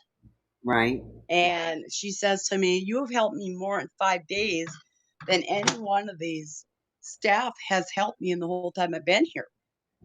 You Hmm. know, not to brag or anything, but just to say that, you know, I don't know why I was put in those situations, or I don't know why those people were brought to me, but I believe they were. You know, when I went to Texas and I did a speak out, the president of the Lions Club, after I opened the mic up for people to come up and talk about if they've been abused, president of the Lions Club came up in front of everybody in that community and talked about being abused. Blew me Wow. away because I was like, wow, you know, you just Right. you never know. No, you never know. And, a But if lot you of give an people, opportunity, that's why I wanted to start Oz, so that I could give people a safe space to speak out and to help connect with other survivors and also to get their needs met, you know? right, Like I was working with this church, I was intern at a church I was working with the organization, and I helped them set up a free meal every Saturday. right, And my idea was that we would get them in and give them a free meal, and not like preach to them, but give them a free meal and then find out what their needs were. If they were homeless, if they didn't have clothes for their kids or food, and hook them up with resources, you know? right, And that's why I set the food thing up because, and I would be out passing out flyers and happen to be up by the liquor store on a real bad area of town is where this church was. right, And they had called our organization and said, the first thing they said was, "We have prostitution happening on our street. We'd like to get rid of it." You know? And so the lady that ran the organization said, "You want it out of your neighborhood?" And they said, "Yes." She goes, "Well, whose neighborhood would you like to put it in?" She was straight up front, right, with everybody. She right, was from New York, and she gave me so much. First time I heard her speak about being used in prostitution, she was just up in front of this group at the sexual assault conference, tons of people, she just stood up there and told her story like, no, get out, you know? And I Right. thought to myself, I couldn't put 3 words together at that point, but I thought to myself, one day I'm going to be up there and I'm going to be telling my story just like she's doing because she helped me so much. I followed her around like a lost puppy dog the whole conference. And then one time I sat down with her and told her some of my story about what my dad had done to me. And I said, followed up by, yeah, but I'm crazy. She says, you're not crazy. What was done to you was crazy. You were Right. just put in all kinds of crazy situations, and anybody that were put in those situations would be reacting the way that you are. So I stopped calling myself crazy. You know, I might joke about it, you know, like somebody will say, oh, um, you're not mentally ill or something like that, you know, or you're not crazy. I'll say, don't say that. I won't get my crazy check. You know, I'm gonna get the disability because I have mental health issues, you know. Right. But, joking around or, like we're saying, if somebody like is joking around calling you a bitch or whatever, hey Right. bitch, don't be so bitchy or something like that, like a girlfriend or something, Right. that's different than hey, you're a bitch, Right. There's, Yeah, there's exactly. you can use the same words, but the tone that comes out on them is Yeah. is what it is, And Right. sometimes we interpret people's tones wrong too, so we have to just check things out with people. Have Right. conversations instead of just making assumptions. Right. Do you remember that show, The Odd Couple? Yeah. And that one guy says, if you break apart the word assumption, it means it makes an ass out of you and me when you assume. Right. Right. Yeah. you know, but Yeah. it's true. We make a lot of assumptions about people. Right. And I can tell you, I felt I've been treated so differently. I was over 300 pounds at 2 different times in my life. And I can tell you I was treated completely different when I lost the weight. Right. But I got sick. I had cancer. So I lost 150 pounds, shut down 150 pounds really fast. Right. Nobody knew what was wrong with me. My son was studying cancer in school and he came to my house for visits because I placed him in permanent foster care. So he came for the weekend to visit. Mom, do You you have know, cancer? I go, no, Rick, I don't have cancer. He said, if you did, would you tell me? I said, of course I would. He said, well, yeah. how do I know you're not lying to me right now? He goes, Right. will you get a mammogram? No, he said, when did you have a mammogram? I said, I don't know. Will you get a mammogram? I said, promise you I'll get a mammogram if you just leave me alone. You know, next subject, please. So Right. anyway, I called Monday. They weren't going to do a mammogram because I was only 38. My insurance wouldn't cover till I was 40. Called the 1-800 mammogram. They wouldn't do it either. So what happened was I ended up getting mastitis in my right breast. It blew up, hot red, full of pus, and I waited 3 days to go in because I kept telling myself it was going to go away. Because I don't like going to the doctor. But I went in there. They gave me antibiotics. They were able to do a mammogram. Called me back. I'm on the phone. I'm standing up. They go, this is Camden Clinic, and your mammogram looks really scary. Mm. On the freaking phone. My girlfriend got a message on her answering machine that she had cancer. Wow. Yeah. But anyway, it was told to be untreatable, inoperable breast cancer. And, Vinny asked me, my husband asked me at the time, very supportive man, asked me at the time, that's who I'll be moving in with, and asked me and if I was going to do the treatment. Well, first of all, they said it was untreatable, inoperable. Right. I said, I'm not going to do anything. I've been fighting all my life. I've wanted to die for as far back as I can remember. At least now I won't die of alcoholism, drug addiction, or mental illness. I'll die of acceptable disease, cancer. And I wasn't going to fight it. But that next weekend, my kids came over after I found out, and I told them I had cancer. Just the horror in their eyes made me think I have got to at least try to fight it because I can't have my kids say my mom just gave up. You know, Right. And so my daughter just go to 4 years of free college because she had just graduated from high school and had a 4-year scholarship to go to college. We had everything ready to go. We just had to pick up her books and she had to go. She refused to go. She's like, Mom, I'm going to take care of you. I'm taking you to your appointments. And I probably never would have followed through with the treatments because of my mental health was so bad. But she Right. took me to all my appointments, kept track of all the information and everything. And after all that, the doctor did another mammogram and said, This is a miracle. Your tumor's reduced to half the size. It came off your chest wall. Now we could do surgery.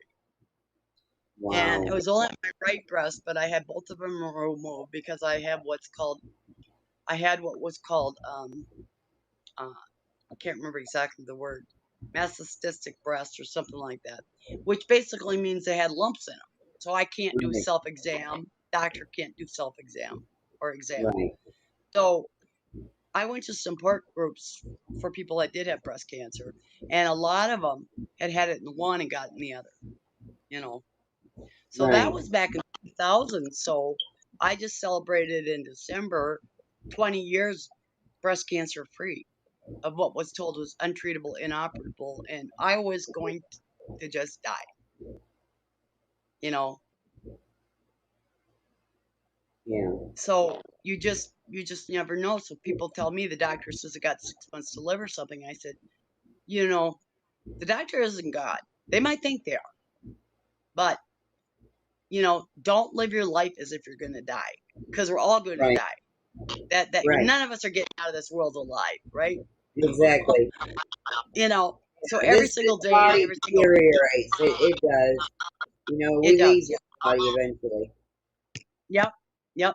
No, there's nobody that's going to get out of this world alive. because we are not this body. Okay, we're No, not. no, And no. We have a soul. yes, exactly. Yeah, yeah. So, and then I was almost up to 300 pounds again, and I went flying down to 150. So they thought my cancer came back. So they did all kinds of testing, no cancer anywhere in my body. Bunch more testing, found out that I had kidney failure. My kidneys were only functioning at 15%. Yeah. So I called my daughter after I went to my appointment, and she said, "What did the doctor say?" I said, "Well, the doctor said my kidneys are only functioning at 15%." She goes, "Well, what else did the doctor say?" I said, "I just told you my kidneys are functioning at 15%." She goes, "He must have said more than that." But that's all I remember, you know, because that's all I remember. So she goes, "I'll go to your next appointment with you." So anyway, she went. She said, "I hear my mom's kidneys are functioning at 15%." He says, "Well, we did another blood test, and I really don't understand, but they're functioning at 22% now." And my daughter said, "Well, how could that happen?" And the doctor says, "I really don't know." And I said, "Well, I do." And they both looked at me, and I said, "All my family and friends and everybody from Alcoholics Anonymous has been praying for me and sending me positive energy. you Hmm. know, well, he gave me a weird look. So I figured on the way to my daughter's car, well, he either doesn't believe in the power of prayer and positive energy, or I just told him I was an alcoholic. I didn't tell him how many years I had sober. Right. Right. Exactly. so, you know, so anyway, I went along and I had a walker. I couldn't even walk 3 steps because one of the complications of kidney failure is vertigo. And I was losing weight and I couldn't walk 3 steps without, I couldn't walk. Had to have a walker. Started feeling better, but it was years. It was like 6 years. Started feeling Right. better. I didn't need the walker anymore. Well, a guy comes up to me in AA, and I must have been in a group with him, or somebody must have told him about my situation. Young guy, organs still work, right? So he comes up to me outside when I had the cigarette and says, "I've heard about your situation, and I've been praying for you. I've been praying about it for a while, and I've decided that I'm gonna give you one of my kidneys." Oh wow. I go, "Are you serious?" He goes, "Yeah."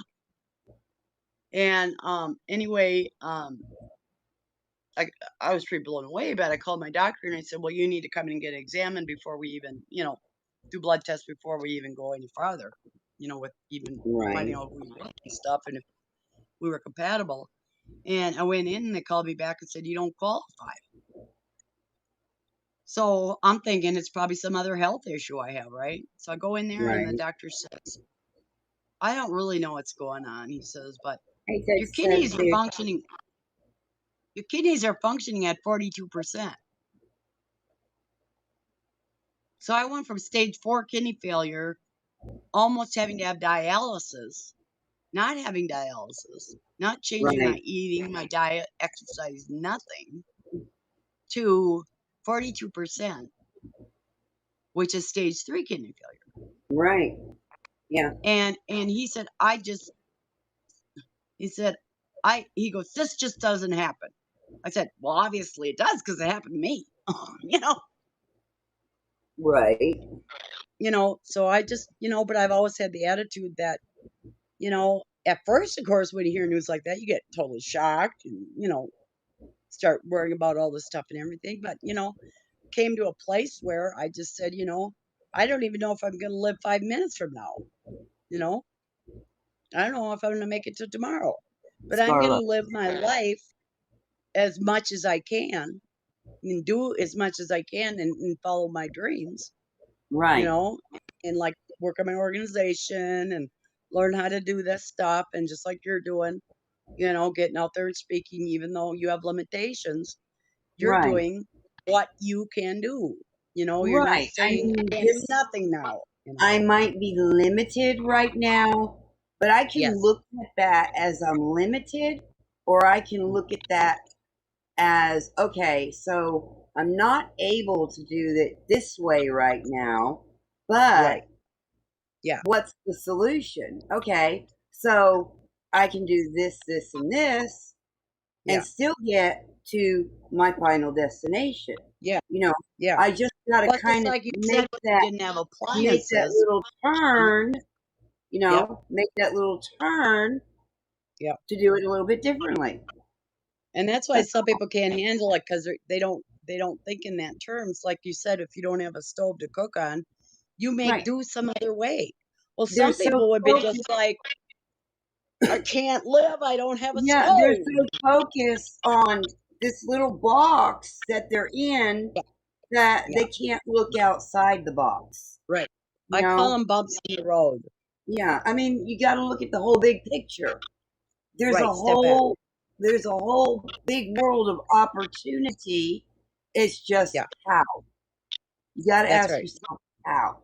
You know? Yep. And I believe all the answers are within us, but we don't listen to that inner voice, that Right. says you're in danger, get the hell out of there. Right. Or the inner voice that says, hey, look at all the wonderful things you've already done. You know, you can learn how to do Clapper. You can learn how to do Facebook. You can learn how Right. to do that. Thank y'all You for might have to joining put us some tonight. time in it. Yeah, you might Right. have to put some time into it. You might have to, Well, think a it's just little bit. like, okay, what, a week ago? You didn't know Yeah, anything about Clapper, right? I never heard of it. Exactly. A Yeah, week ago, we didn't know anything about HAPS. right. Okay? This brought us out to every platform. HAPS Yep, brought us out to every platform yep, and still be able to be on Clapper at the same time, share yep. our screen, you know, Yeah, and here we are, we're talking about mental health, the yep, recovery process, things we've yep. been through, Mhm. giving people valuable information to help Yep, them. And we are out there, you yep. know? That's right. That's right. I did a video on the Ms. Texas Show, which is What do MS you think about that, Texas Texas? Show. Huh? I'm talking to Texas on Clapper. I Oh, asked him what he thinks about that. okay. Texas is I'm gonna very find. into mental health too. He has PTSD.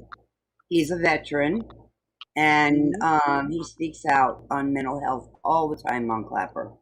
Gives you positive feedback. Very positive person, and he's one of my supporters. So I'm very grateful. I put in Ms. Texas Show under my name there. If you type that in to YouTube, you can see my video, and it was for January, which is Human Trafficking Month.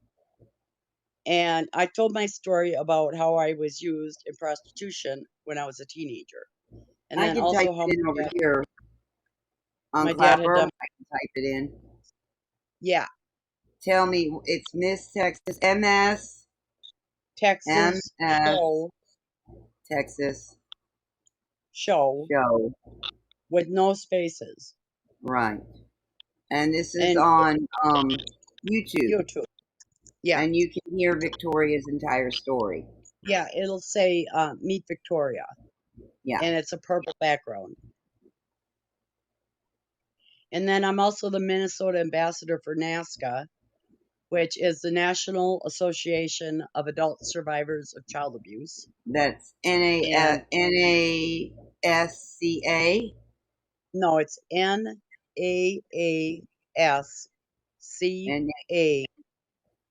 NASCA Hold on. org.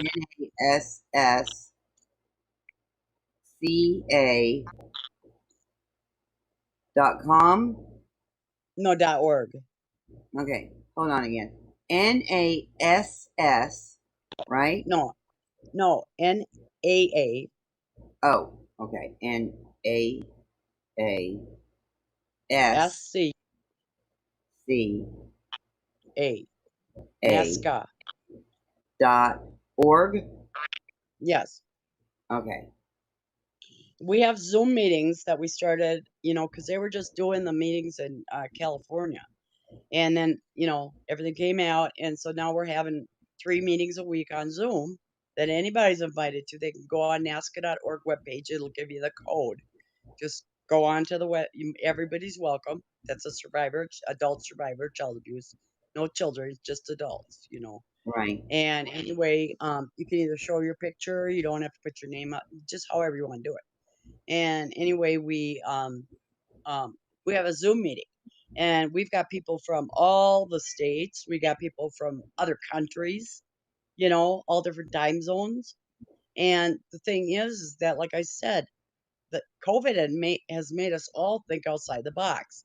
There are Yeah. some countries, if you have even just mental illness, let alone being abused as a child or raped as a woman, or a man, you're like a leper. And this way they've got a place to come.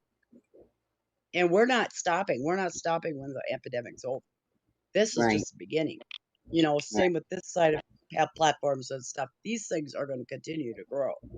Right. Because there's just too many people out there that need this information, literally. And another thing is, and this is part of the problem with the mental health thing right now, is because everybody feels so closed off, okay? And it's like they can't get to the outside world, or they feel like they can't get to the outside world. Well, yes, you can. You just have to be open to doing it differently. Like we are right now. Yeah. And I have to ask this question. What if, just what if, the worst were to happen? And that worst being that our president, our governor in whatever state we're in says, okay, this is developed, it's gotten out of hand again, it's got to stop. And the only way to stop it is to make people stay at home, period. Forget about the whole mask situation, forget about the vaccine, forget about this, forget about that. You have to stay home. Yeah. What do you do then? Okay? If you're used to working out there, it won't happen anymore. So what are you going to do?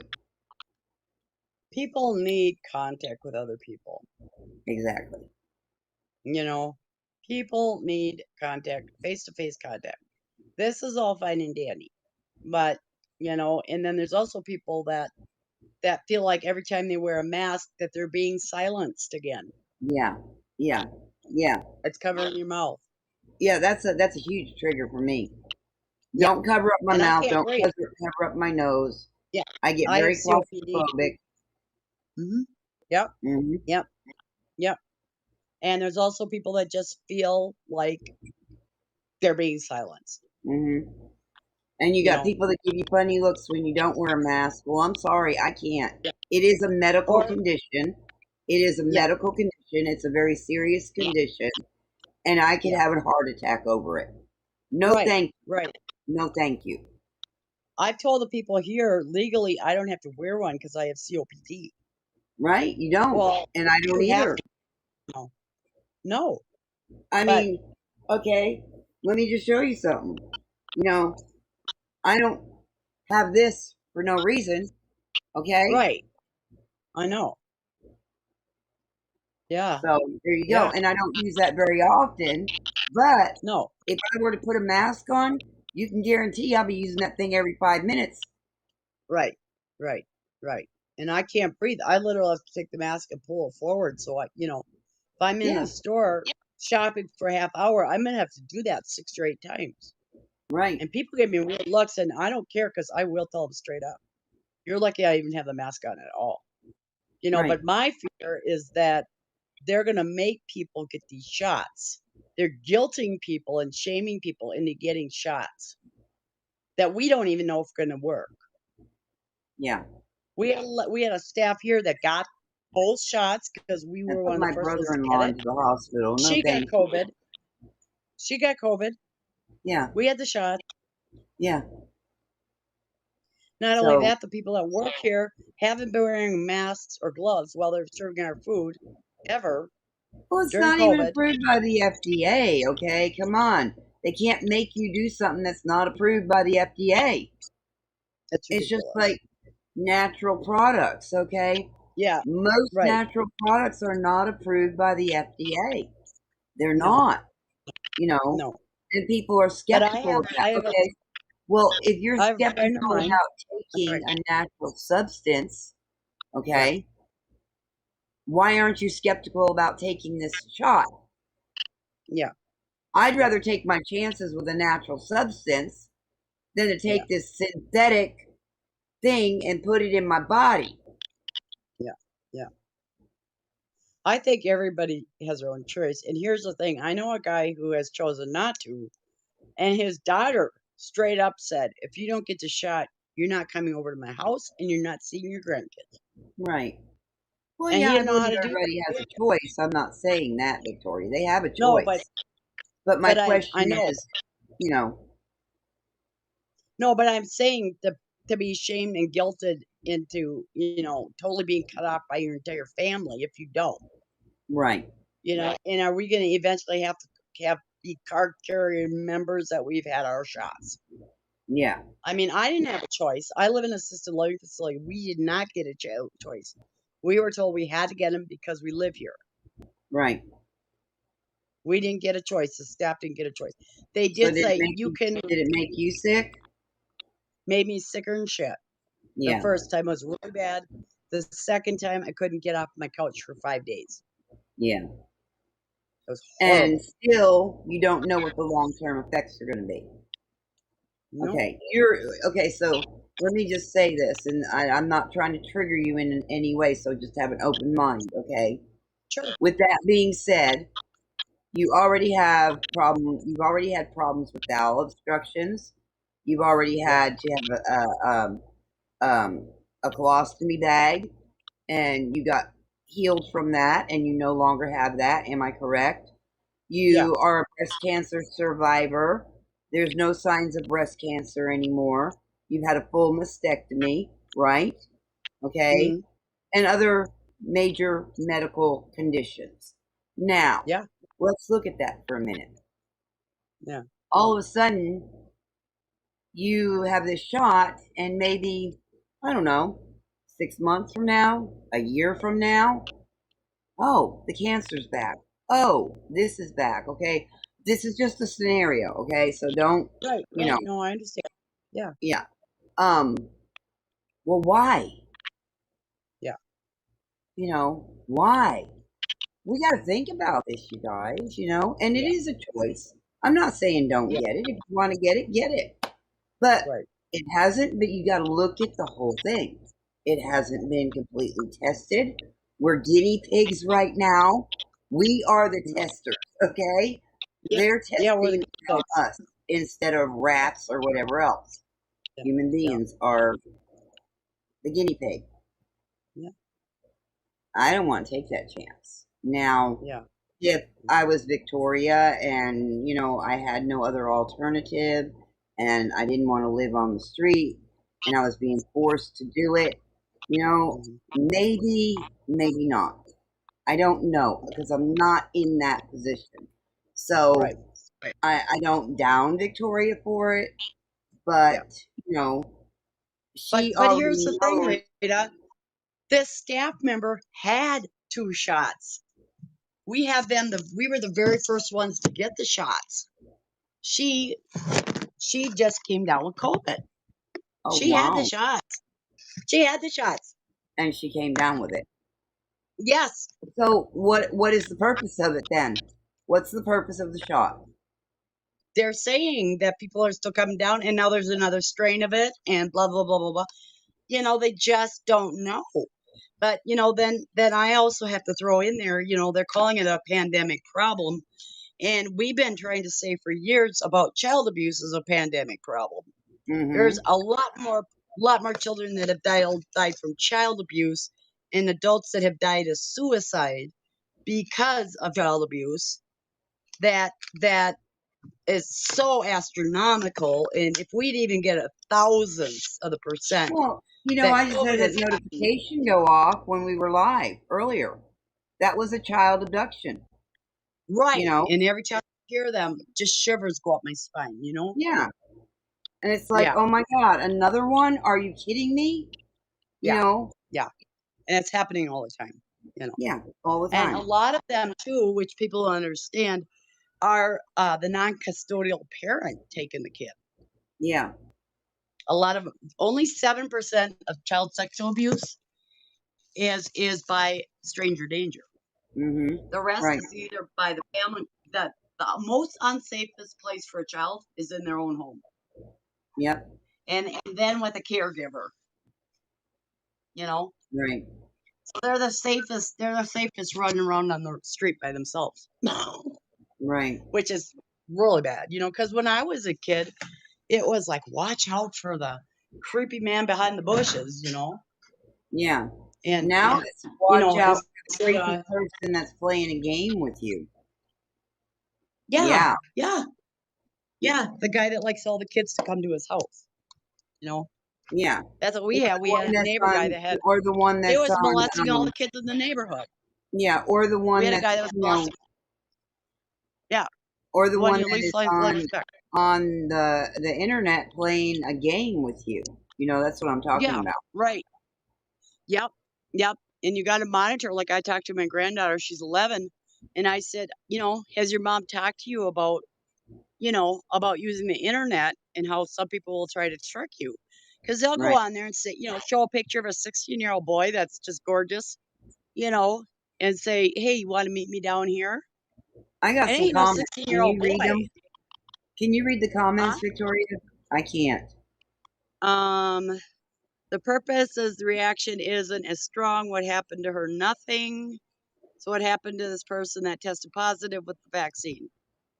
She's coming back tomorrow, and actually, when I found out, like the first time I got sick, I called my doctor, and they said the reason why you get sick after it is because it's your immune system kicking in. Hmm. But the assisted living facilities were the first ones that they dosed them out to. Right. And we had an assisted living place right down the road that they had 52 clients and staffs combined. They all came down with COVID and they all died. Wow. Wow. And my Yeah, kids are I one. kind of need you to pay attention to the comments and answer questions Sure. too. Oh yeah, Okay. yeah, yeah. So that's what happened with the lady that's tested positive. She's over it. She went through the incubation period, and she's actually coming back tomorrow. And she is a wonderful staff member. And I wasn't sure what happened to her because they were like keeping it, you know, on the down low. But we had to all go in and get testing last week, Right. and I went down there today because I was supposed to get COVID vaccine before I got my injection in my back. I'm supposed to go in to get steroid shot. So I called them up and said I had one here, you know, do I have to come in and get another one? Because I wasn't sure how it Right. worked. Did they have to do their own? They go, no, just fax over the information. So I went down and talked to the director today in the office, and I said, remember I told you when you got the results back, you had to fax them to my doctor's office. And she says, Right. yeah, I could do that. She says, oh, and by the way, you don't have it. And I said, well, I figured I didn't. Otherwise, you guys would be pounding on my door and tell me not to leave my apartment, Right. the minute they got the results, Yeah. Right. So, I'm grateful. But like when it first hit, my kids were like, Mom, you got stage 3 kidney failure. Your immune system is low. We don't want you going out anywhere. I said, well, you know what? There's been so many years on and off that I've totally isolated and haven't left my house, right? I said, I'm not going to do that to myself. I'm just not, Right. I said, I'll wear a mask, I'll wear gloves, and if you want me to, I'll get a white suit, but I'm not staying in my apartment. Right. Like I don't Hey, go out and do Rudy. totally needless things, but I have to go shopping or I want to go to the park and walk around or something. I can't stay isolated in the apartment Right. I'm in. Oh, I hate the That position I'm really in makes right me now. depressed. Yeah. Yeah, I hate the position I'm in right now. Yeah. You Mhm. know, um, Yeah. I can handle not going to the grocery store. I can handle not going clothing shopping, but I Yeah. can't handle being stuck in the house 24/7. Yeah. I have to Well, get outside. My son's in California and he can't even go out to get his hair cut. He had somebody come over to cut his hair, and that was even illegal. Yeah. You're not allowed to have anybody in your house. Wow. He's got to have all his groceries brought in, or that Grubhub, or he works for a year and a half now. He's been working on his job on the computer, and he used to fly all over the U.S. That was his job. And I said, well, how is it, Rick, with business? And he goes, actually, Mom, it's much better because I'm spending more time working and less time flying around and packing my suitcases and, recovering from, a seminar or whatever they do. Right. So, he said, now we can have, but the thing is that a lot of places that he's working with, like, his 6:30 is, their start time is actually at 4 o'clock in the morning for him, Right. So with the time zone thing, and I'm doing a blog talk radio show, like I said earlier, if people didn't hear, it's on Thursday nights at 7:30 Central Time.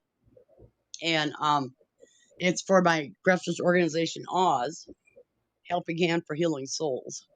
And I can also put can you see the chat on Clapper? On Clapper, I can, but I can't see it on apps. Because if I move the screen, then nobody can see you. Okay, well, let me give you my email if anybody wants to write to me and ask me anything about the stuff that I'm doing. If they either want to get involved or, just want to talk to somebody and want to know some resources I've talked about that they didn't clearly understand. Right.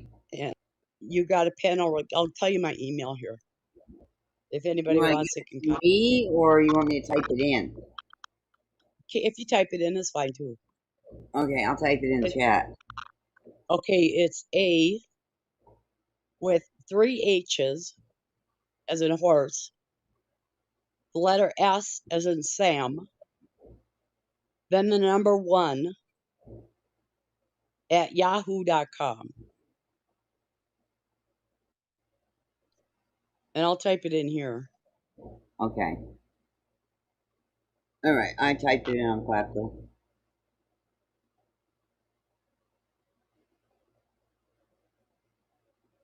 Hello, Francis. Right now, yeah, I'm trying to keep up with this chat, so you need to keep up with that chat. Yeah. Teamwork. Teamwork makes the dream work. Yes. And that's what I tell people, that, there shouldn't be any competition. No, that we need to work together because, it's like we're not on our own islands. I'm sorry. We need each other. Right. You know, Exactly. we need each other to survive. When we stop and think that we're the only ones, we have like I With said, I don't have a the only ones market with all on. the answers, and that's what it boils back to being a narcissist. I'm sorry Yeah, you don't have all the answers. I don't have all the answers, but together we can find a some solution. answer. Right, Right. right. Yeah. And like, I have a couple people that are interested in doing what I'm doing out here in Minneapolis in their area. They don't know how to do it. They don't even know how to Right. start it.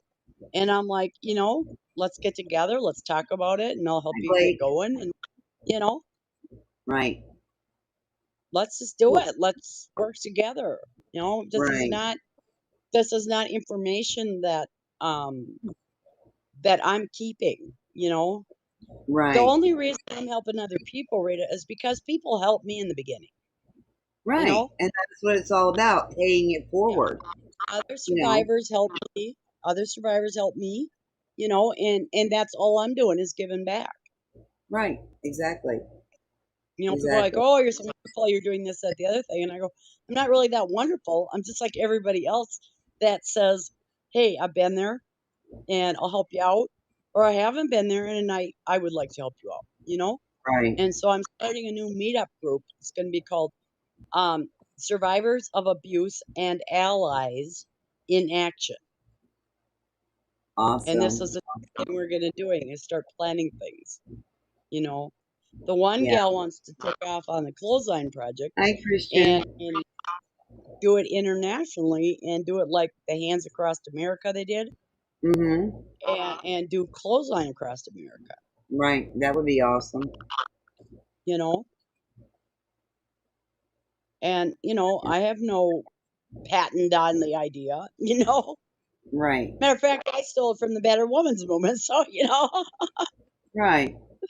because they had one, because like back in the day, women would go out and hang their clothes, and maybe they had a friend over the fence, and maybe that they were able to tell that friend that they were being abused, or that friend heard them being abused, and that's how they got help.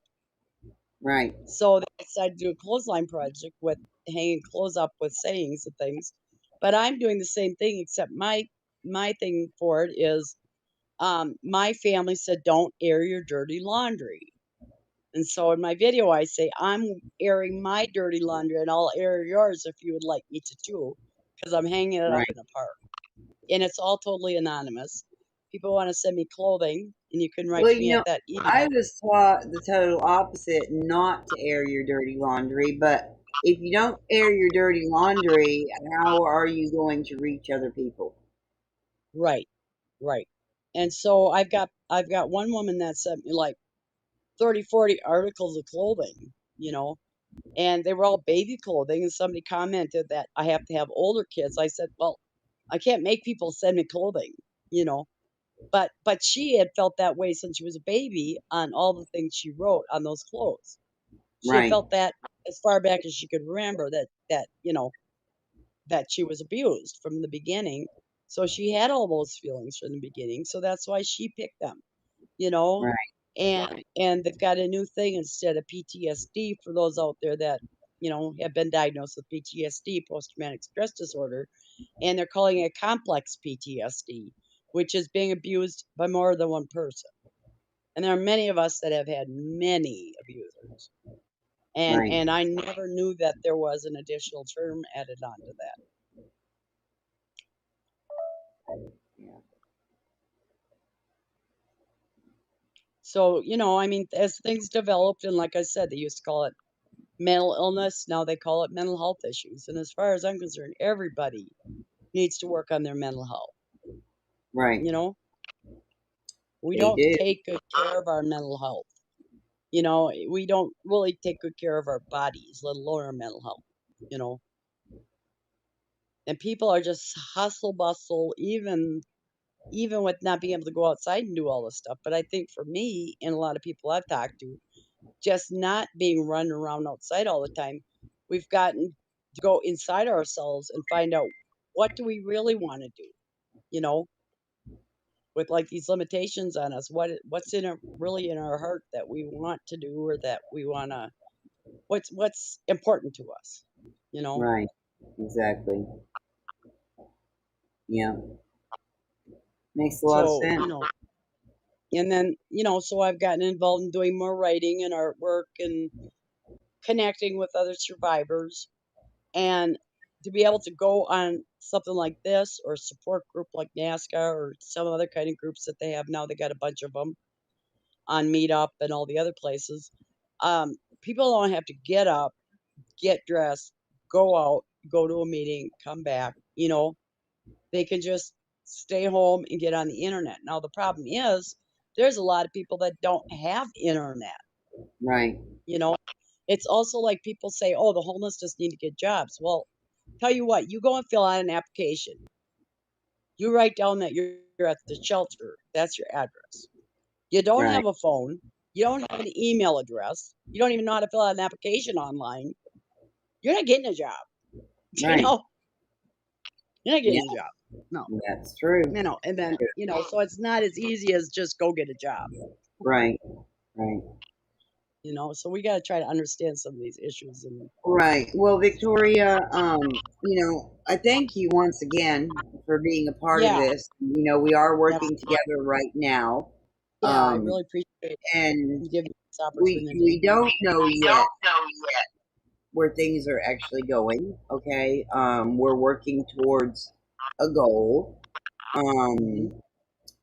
And I think that, we've given people a lot of information, and maybe we can get some suggestions on topics that people would like to hear about Right. and work things out that way.